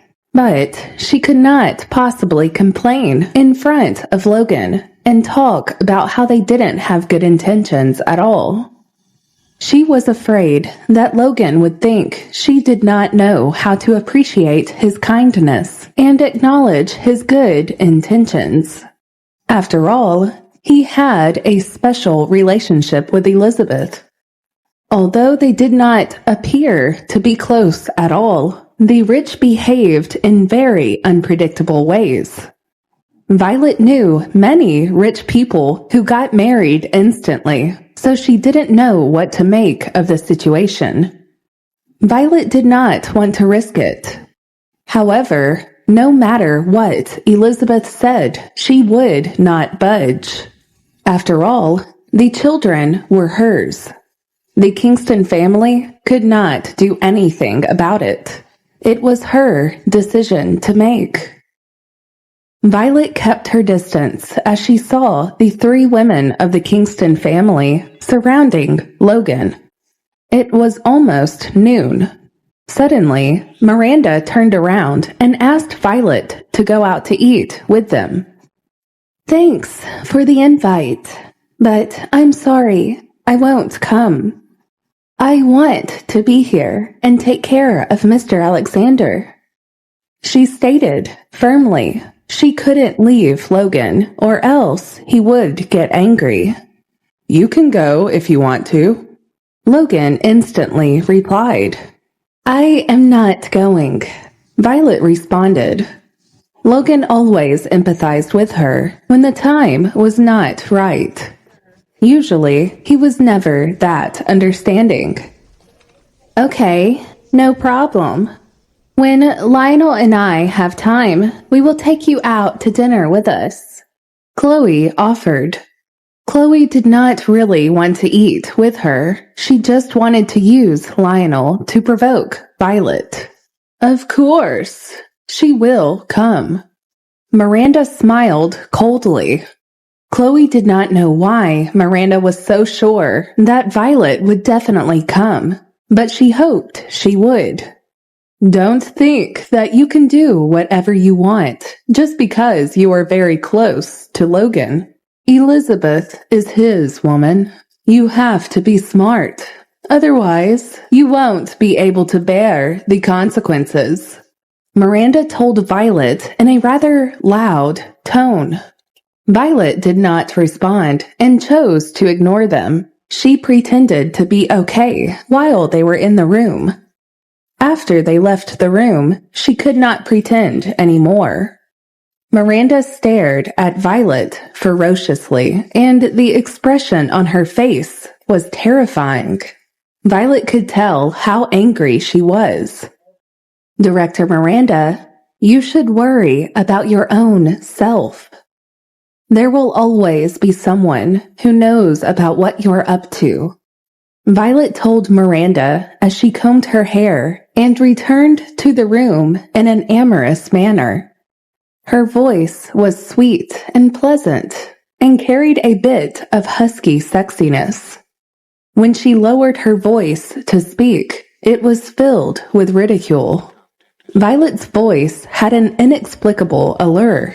If any man heard this, he would be mesmerized by her. Mom, look at her. Is she trying to seduce Logan with her voice? Elizabeth exclaimed, worried about what Violet was capable of. Shut up! Miranda quickly pulled Elizabeth into the elevator. Are you crazy? You should speak carefully. Don't be stupid. Yes, Elizabeth, you can't speak carelessly like that. That woman back then was you. There was no one else. As for her voice, well, we are sisters. What difference could there be? Chloe added. Chloe didn't care if Violet tried to flirt with Logan. Her relationship with Lionel was stable, and they were about to get married. Elizabeth's boyfriend was the most powerful, most handsome, rich, and capable man in Los Angeles. The Kingston family was in the limelight, so why would they be afraid of a rundown family member like Violet? What a joke! Actually, she had thought wrong. Logan still couldn't stop thinking about that voice. That night's sweet singing even frequently appeared in his dreams. It was just that when he woke up, he felt empty because Elizabeth couldn't give him any comfort. For the past 4 years, Elizabeth and he didn't have any spark in their relationship. They didn't even hug or kiss each other, let alone share a bed. No one would believe it if they said it out loud. The most glorious man in Los Angeles practically lived a life of abstinence. The next night, when Violet spoke with a hoarse voice, he had a very familiar feeling that he had not felt for a long time. It appeared that she had caught a cold. What's wrong with your voice? He felt that he had heard it before. I'm sorry, sir. My voice is hoarse. Maybe I spoke too much during the day. Violet had not noticed that she had caught a cold until that moment.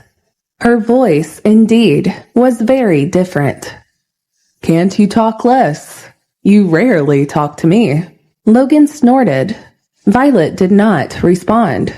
She had not gone back home during the day because Logan's wound had cracked yesterday. She was very worried for him, and so she stayed so that she could take care of him. She had asked Haley and Noah to take care of the children. She had also made an appointment to go back and tidy up the children on Sunday. She washed her clothes and accompanied the children for a while before going back to the hospital. That day, she handed the rest of the work to Corey. It was something she really needed to do. Drake had been accompanying her most of the days she was at the hospital. He was a lively and talkative person. He had been talking to Violet, and they talked about the gossip going on about Elizabeth. Of course, they made sure Logan was never within earshot while discussing such things. Later, while they were in Logan's room, Violet mentioned going back home and resting for a while and seeing her kids. Logan heard her. "Didn't they say they wanted to see me?" Logan asked, a little awkwardly, as he took a sip of his coffee. He didn't want Violet to know that he really wanted to see the twins, so that this woman wouldn't be complacent.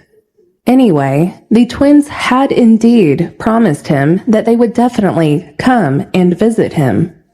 "Yeah, Noah kept saying that he would come to see you. When he's here, I will go home and bring them to see you." The two children were also very worried about Logan. She really didn't know why they liked Logan so much. "You can ask your friend to give you a ride. It would be tiring to travel back and forth," Logan remarked as he showed concern for her. "Haley has something to do tomorrow. Noah also went to see a client. I must go back before noon and take them to eat first. Then I will come to see you." Violet responded. "Whatever." Logan snorted. The schedule was quite tight. It wasn't that easy for her to take care of the children and also work simultaneously. Logan could see that. Initially, he wanted to eat together with them, but when he thought of the possibility that the mother and her children might want to take the opportunity to go out for a stroll, he did not say anything. After 5 minutes of silence, Logan finally decided to ask Violet what had been on his mind for quite some time. He just couldn't gather the courage to ask. "Who is their father?" he finally asked. Let's change the topic," Violet responded with a rather confused expression on her face. This was Violet's taboo. She did not even talk about it much with Haley and Noah, so how could she talk about it in front of Logan? "You cannot change the fact that two children do indeed have a father, even if you do not want to admit it. Is there a problem that you can't solve?" Logan remarked bitterly. The father of the twins was really lucky. "I don't want to talk to you about it. I have a headache, all right?" Violet refused to communicate. She could not tell Logan that she was drugged and then raped. She could not say it. Even thinking about it upset her so much. "You drink coffee again. The doctor said you can't do this." When the topic shifted to Logan, Violet started to nag. He often drank coffee and did not listen to advice. He was a coffee lover. "Didn't you also drink coffee?" he asked. "I wanted to be alert for work." "But you don't need to work today." Violet was very unhappy that Logan would not listen to her advice, and her face turned red as she rolled her eyes at him. She seemed to have a fever, due to which her voice and tone were also soft and hoarse. It was like an invisible seduction of sorts. She didn't know the effect it was having on Logan, but that didn't mean it wasn't happening.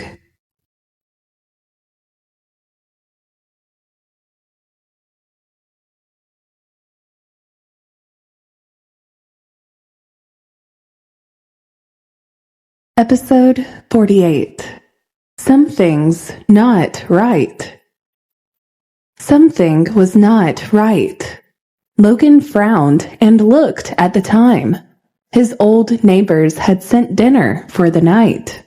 Violet ate some of it too, but she was careful because she didn't want to get diarrhea.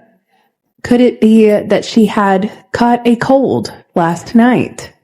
He had no idea. The temperature outside had been bearable, and Violet had not gone out for long.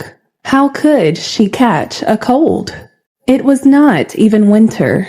He was confused. Maybe she just had a weak immune system. It is so hot. Isn't the temperature of the air conditioner a bit too high? Violet wondered aloud as she cleaned up the coffee utensils. After finishing this, she had to work for a while and then would be able to rest. She would bring Adam and Amy home the next day and come and visit Logan so that they would not have to worry about each other. Violet came out of the room to look for the remote control, but she couldn't find it. She didn't realize that she wasn't walking straight, and her knees were bent when she walked. She didn't seem to be in a normal state. There was evidently something wrong with her. She pressed her temple and moaned. My head hurts. I don't feel all right. What is happening to me? It's good to see that you would also know what it feels like to be in pain, Logan remarked gleefully as he saw her. He was gloating at Violet's misfortune. He saw Violet staring at him and then lightly walking forward. She walked all the way to the sofa, crookedly. Her legs went weak and she fell. She looked really funny, but at the same time, Logan felt pity for her too. I'm so hot, sir. Please, lower the temperature of the air conditioner. She was in a daze, lying on the sofa and muttering something. Logan only heard her say what she wanted and lowered the temperature of the air conditioner manually when he got closer. Something was definitely wrong. The temperature in the room was just right. Violet only wore a white, thin sweater. So how could she be hot? It was not summer. However, Violet's face was indeed red, and she was in a daze. She didn't look like she was doing okay at all. Her cheeks and neck were all pink. He carefully used his hand to test her. He could tell that she had a fever. Her forehead felt very hot. You're heating up, right? But he felt that it was not that simple. Would these symptoms of fever be so severe? Moreover, she didn't have any signs earlier. Even if she had just caught a cold, her forehead wouldn't be so hot. What exactly was wrong with her? Violet started to tear her clothes. Logan stared at her, rather shocked at what was happening. He initially wanted to ask the bodyguards to send her back, but he immediately changed his mind. How could someone see Violet in such a state? Logan stayed in the ward with Violet and didn't ask for any help either. He didn't want more rumors about them, so he just stayed there, trying to take control of the situation. He immediately carried Violet to bed and covered her with a thick blanket. He knew that someone sweating in such a state was normal. Logan used the little bit of nursing knowledge he had on Violet, hoping to wake her up a little faster. He did not want this woman to be grateful to him after she woke up. He just wanted to normalize the situation quickly. There was still a lot of data that needed to be filed in the computer, and he was waiting for her to do it. She would only be able to do it once she felt all right. I'm so hot.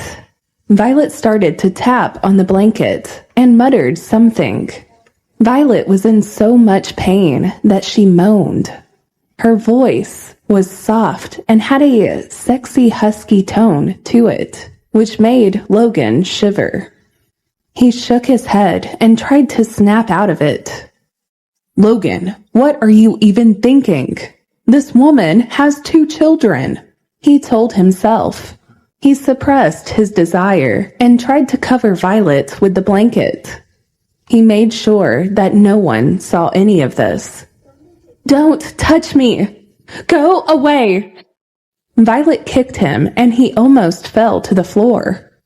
Logan was shocked, looking at how strong she was.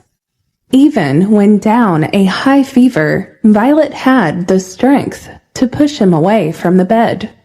To Logan, all of this seemed very familiar. It was as if he had witnessed all of this before. He just couldn't remember where. He still had to try his best to hold Violet's hands because she was pulling her clothes off. It was almost as if she was not fully conscious to know exactly what she was doing. He did not want to take advantage of her when she was in danger. He grabbed Violet's ankle and pushed her onto the bed. When he grabbed it, he had the impulse to grab her and pull her into his arms. This woman was so familiar to him from head to toe, but Logan could not explain where this familiar feeling came from. If there was one thing that this kind of desire made clear, it was that Violet was more attractive than Elizabeth. He had never felt this way for Elizabeth, and he was sure of that. Why exactly was this? One was a beautiful celebrity, and the other was just an ordinary woman. What was going on with him? Did his sense of beauty suddenly change? He had to find Tommy and talk with him about it. He was very good at these things. It was a natural impulse, a physical reaction that came before the brain. Logan held Violet's hands tightly and did not allow her to tear her clothes. His grip on her ankles also stuck her between his legs to prevent her from kicking randomly. The two of them got closer and closer. Logan felt that his breathing was getting heavier and heavier. The veins on his forehead were getting deeper and deeper, but Violet did not notice any of that.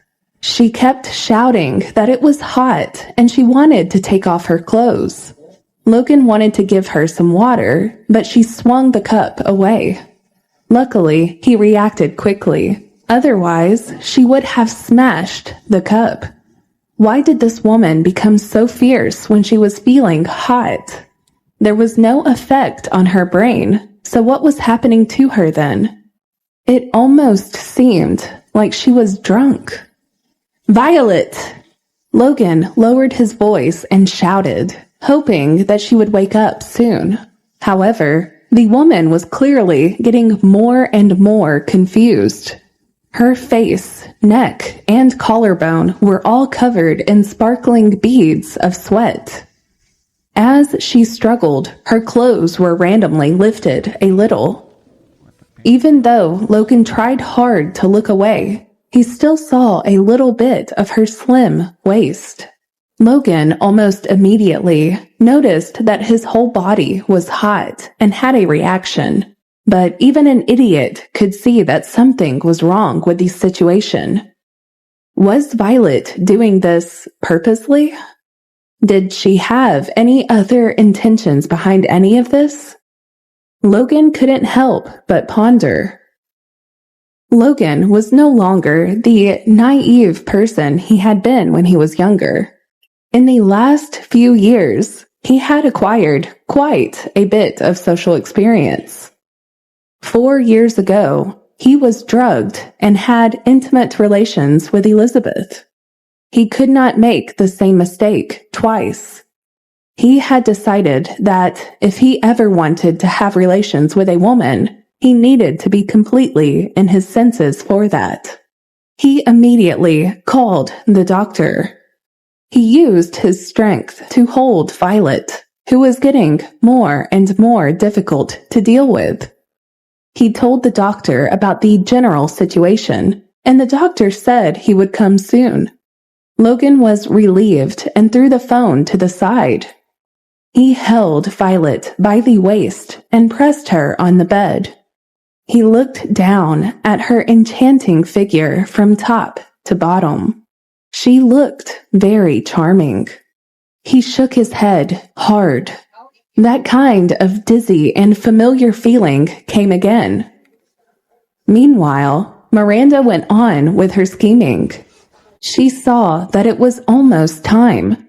She took out a spare phone and sent a message to Logan's grandmother, telling her to quickly go to her grandson's ward and save him from falling into Violet's trap. When his grandma received the message, she was discussing the matter of her grandson's blind date with her butler. She picked it up and immediately reacted.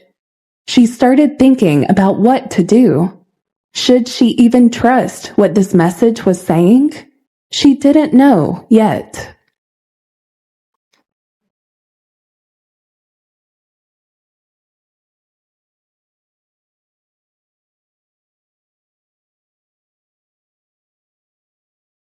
Episode 49. Who did it? Such a thing had happened before with Logan too, but her grandson handled it very well. She trusted Logan's abilities greatly and was very proud of him for achieving all that he had in his life, except for his relationship with Elizabeth. If this were to happen again, what would her grandson do? She didn't want him to give in the moment, just because he had a soft corner for the Kingston family somewhere in his heart. I'll immediately send someone to investigate who this number belongs to and where this message came from, she thought. She called the driver and told him to drive her to the hospital. It was only past 9 o'clock in the evening. LA's nightlife had just begun. It was a lively time in the city. The city never slept, and the nighttime was always the most popular one here. However, the overall atmosphere of the hospital was different. It was quiet everywhere. The private VIP floor of the Alexander family was so quiet that even the sound of a needle dropping could be clearly heard. She was followed by the driver and the bodyguards. The two huge men guarding the door were shocked when they saw Grandma. They were surprised to see that she was coming at such a late hour. Had something happened to Logan? They found themselves wondering. They looked at each other and then looked at the ward suspiciously. Other than the doctor who had just come in, no other suspicious people had gone in. They greeted her and then pushed the door open for her to enter. You guys stay outside. Without my instructions, don't come in. She instructed. There was a lot of seriousness in Grandma's tone. Yes. The guards quickly abided. The ward was silent. She gently pushed the door open and entered. She could hear someone talking inside. She quietly listened, trying to understand the situation. Is that okay? she heard Logan ask. His voice was filled with fatigue and helplessness, as well as an undetectable nervousness. Of course. Trust me, I'm very experienced. The person who spoke should be a doctor, so he answered with certainty. Doctor, this was a very bad experience.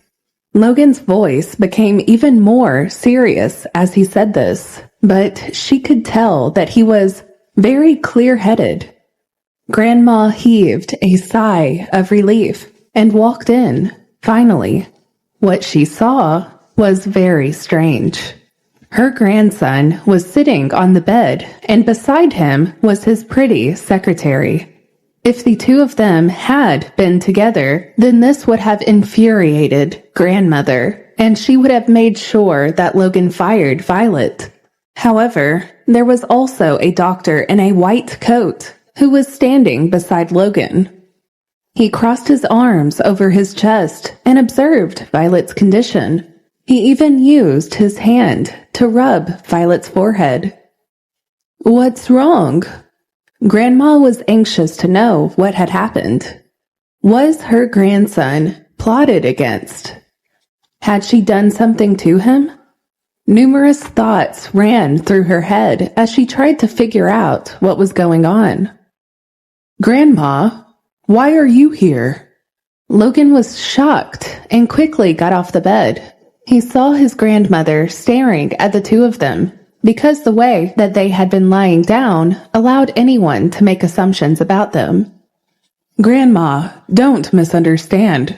Violet ate something bad and is not feeling well. The doctor has already diagnosed her condition. Logan did not want his grandma to worry because he had learned from his mistakes. He tried to clarify what had happened. Well, what did she eat? What was the doctor's diagnosis? She carefully observed her grandson's condition. He looked okay to her, and there was no strange smell in the ward. The doctor's expression was also normal, so nothing else could have happened as she had imagined. What did Violet eat? She asked again. She wanted to know if her grandson had something bad to eat. She was really thinking hard. Okay, now please, listen to me, the doctor said in an appeasing tone. He then explained what had made Violet feel this way.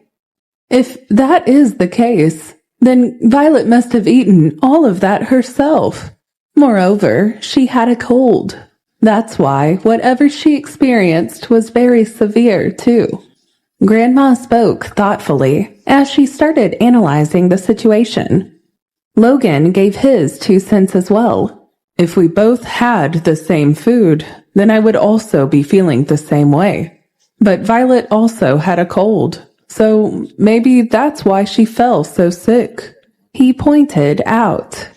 Nevertheless, we can't rule out that something was wrong with the food, Grandma replied dismissively. And if that's the case, does this mean that someone came to my grandson's ward and left something bad to eat? Grandma frowned, her expression stern. At this point, she looked like her serious self, who was once the CEO of the Smith Company. She was obviously very different from the other women of her age, who were weak and frail. She had a very powerful aura. If anything, Violet's condition certainly confirms one thing, that the issue clearly has nothing to do with Violet. If she did it, she would not eat the food herself. She would definitely make Logan lose his mind first. And then she would be able to control this situation, she assessed. Grandma understood that Violet didn't have any evil intentions. She never looked like someone who would either, which is why she had decided to leave her there to take care of Logan. Logan didn't tolerate anyone doing anything bad, and he was sure that Violet knew about this too. If Violet had done something like that, he wouldn't spare her at all, and she knew that. This way, not only would she lose her job, but she would also lose her reputation. She would not gain anything. What was the point of doing this? So, it could not be her. Grandma confirmed. She just knew that Violet didn't have anything to do with this situation. She was as convinced as ever. Furthermore, Violet had a fever. It was because of the fever that the medicine had taken effect in advance. This was not something she could control. When Grandma came over, it was fortunate that she did not see the effect of the medicine on her mind. Otherwise, even if nothing had happened, she probably would not let her continue to stay by Logan's side. Grandma treasured Logan.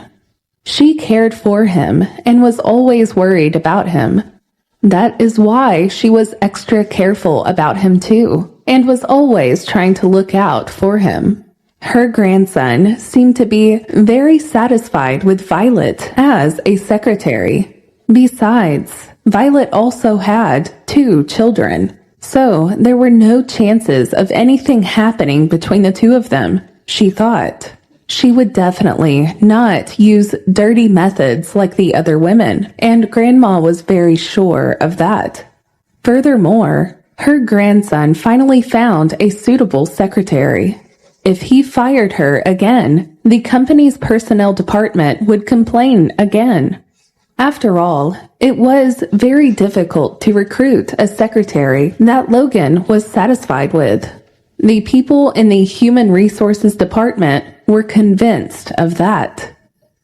Grandma noticed that Logan seemed to be engaged in deep thought while she was also thinking. Director Logan is thinking about what Violet had eaten that he hadn't, the doctor exclaimed at that point. Did you come to a conclusion? Grandma probed. The dishes were all sent over by the servants at home. If Violet was also eating in the ward, then there was no way something would have happened to her. Who was it that could frame them without anyone knowing? I remember that the Kingston family visited, and Logan put his hand on the tip of his nose. This was a move he often did when he thought through problems. What else? The doctor was also helping to analyze. Everything else is about the same. Violet and I also ate the same food. But there is one thing that is different. Logan nodded slowly. It must be so. He was right. It is sugar, Logan exclaimed. Sugar? The doctor asked. Yes, because I drink coffee without sugar, but Violet likes to add sugar to the coffee, Logan explained. If the medicine was put in the sugar, then it can prove that this matter has nothing to do with Violet, Grandma responded. Those who had malicious intentions clearly knew that Logan did not take sugar and still put the medicine in the sugar. What was the meaning of this? So, the person who drugged him definitely knew of Logan's habits. Everyone in the room had different thoughts going through their head. What was really the matter? Who was the one behind this? Was it merely an accident, or had someone actually plotted? Regardless of everything, Grandma knew Violet had good intentions, and that she had nothing to do with any of this. She knew it was something else.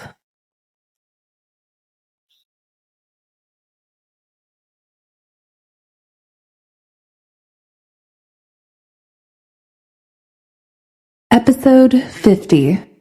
What would happen? Since they found the source of the problem, they had to verify it. Whatever was in the sugar had done its job quickly. Violet was lucky that Logan had taken control of the situation in time.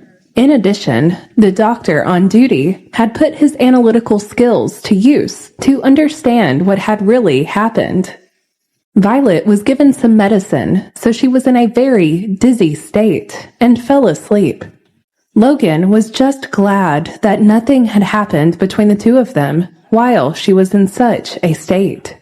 When the doctor administered the medicine to Violet, he promised Logan that it would not harm Violet. He could see how worried Logan was for Violet at that time, so he just tried to make him feel better about it. Inwardly, he found Logan's concern interesting. Was Violet really his secretary? Then why was he so worried about her? He couldn't help but wonder. As for Logan, after he saw how capable the doctor was, a part of him felt very upset. Why had he not met this doctor 4 years ago?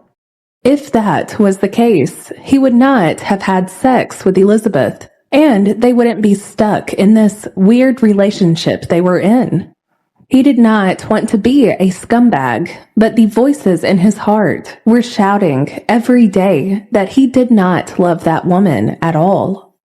They could not ever marry each other and have a family together. Meanwhile, grandmother had something cooking in her head. She sat there quietly before she finally began to talk. "The Kingston family came here?" she asked. "Other than them, did anyone else come?" She was very concerned, and that was evident in her expressions as she questioned. "Corey and Drake," Logan answered. "I know for a fact that trusting anyone at all is hard. You never know what is going on in people's heads," grandmother remarked. To live to her age. She had seen everything, so she couldn't be sure that Corey and Drake had the purest of intentions too. "Then I'll go back to the laboratory now. I will take this for inspection. Just call me if you need anything." The doctor took the can of sugar and exited the ward.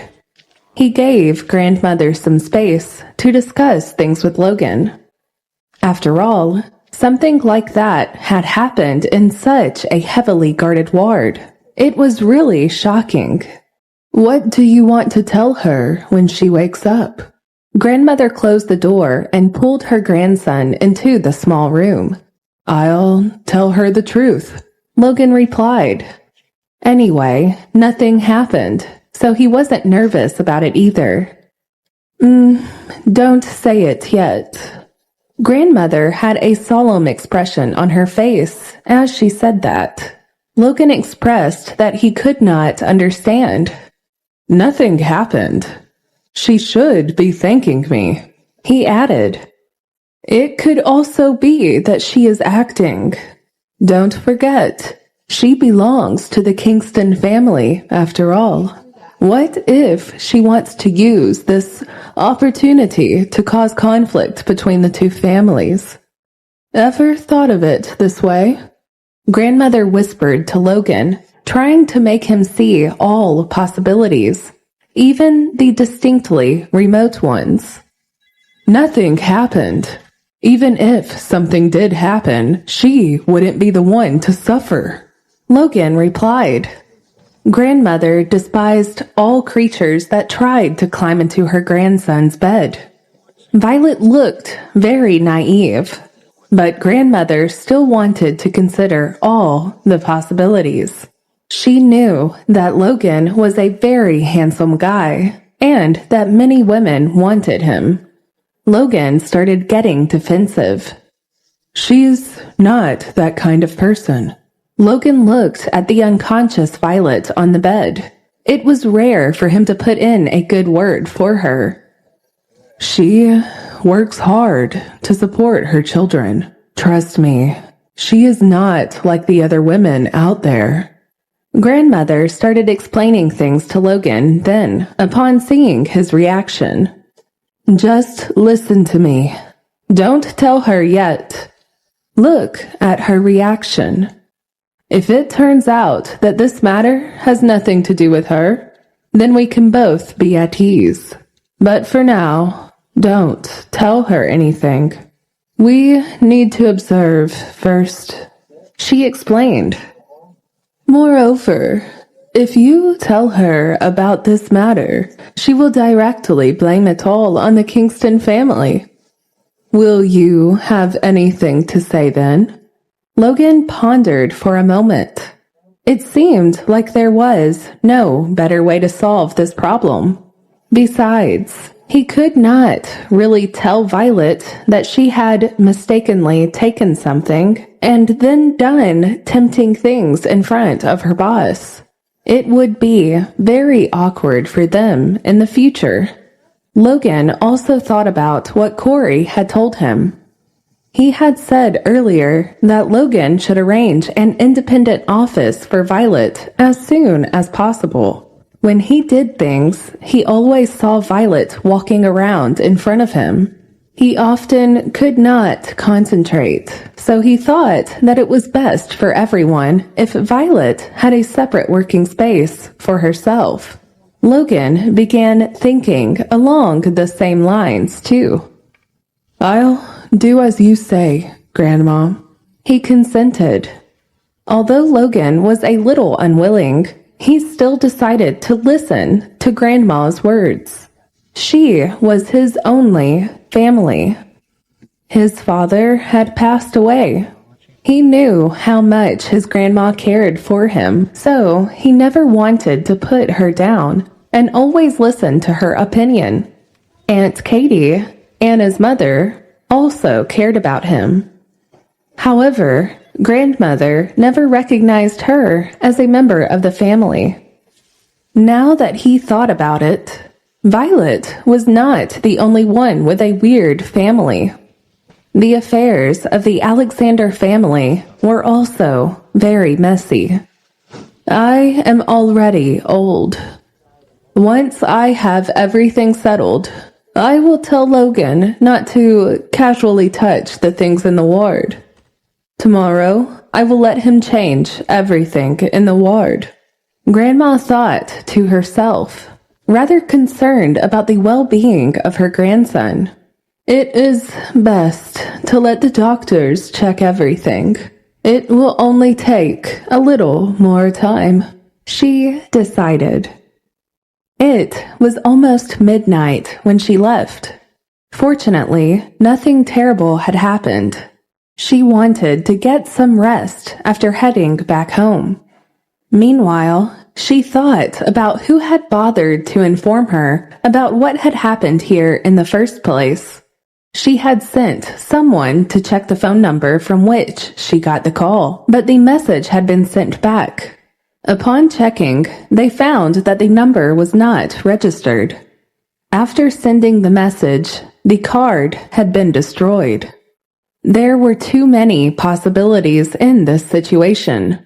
She had decided to be on guard against the enemy at this point. She had people investigate the people who were close to Logan recently, including Corey and Drake. She had people pay attention to their recent whereabouts. If there were any abnormal signs, they were told to inform her immediately. You have put in a lot of effort for Logan. Why don't you let him learn how to handle these things? The butler said to the grandmother with a smile as she returned home. The butler could see how grandmother was willing to go out of the way for Logan. Alex, behave yourself, she admonished. Alex merely smiled in response. He had been a part of the Alexander family for decades. He had a good temperament and was very trustworthy too. Back when Logan took over the business, Alex helped him a lot with everything. Alex could be trusted to get things done, and everyone in the Alexander family adored him for his work. He tried to get Grandmother not to worry about Logan so much. However, Grandmother knew that there was no place in this world that was absolutely safe. It had been easy for Logan to become director, but it would be very difficult for him to hold onto the director's position. So, as long as she lived, she would plan things for Logan. She loved him too much. "Up to you," Alex murmured. Grandmother merely glanced at Alex, choosing not to respond. His hair had already turned white, but he was still full of spirit. After her husband had passed away, he was the most capable butler of the Alexander family to keep her company. She knew from experience that there were very few people like Alex who would never leave. Therefore, even though he was the housekeeper, he was more or less like a family member. It could be said that he knew many secrets of the Alexander family. However, the grandmother never got worried. She knew that not only was he very trustworthy, but also very smart, and so things could be left to him entirely without worrying about them too much. "Alex is sensible and smart. He has saved you a lot of effort. Otherwise, you wouldn't be as free as you are now." Grandmother would often tell Logan she was all praises for Alex mostly. Alex would smile gently upon hearing his praise.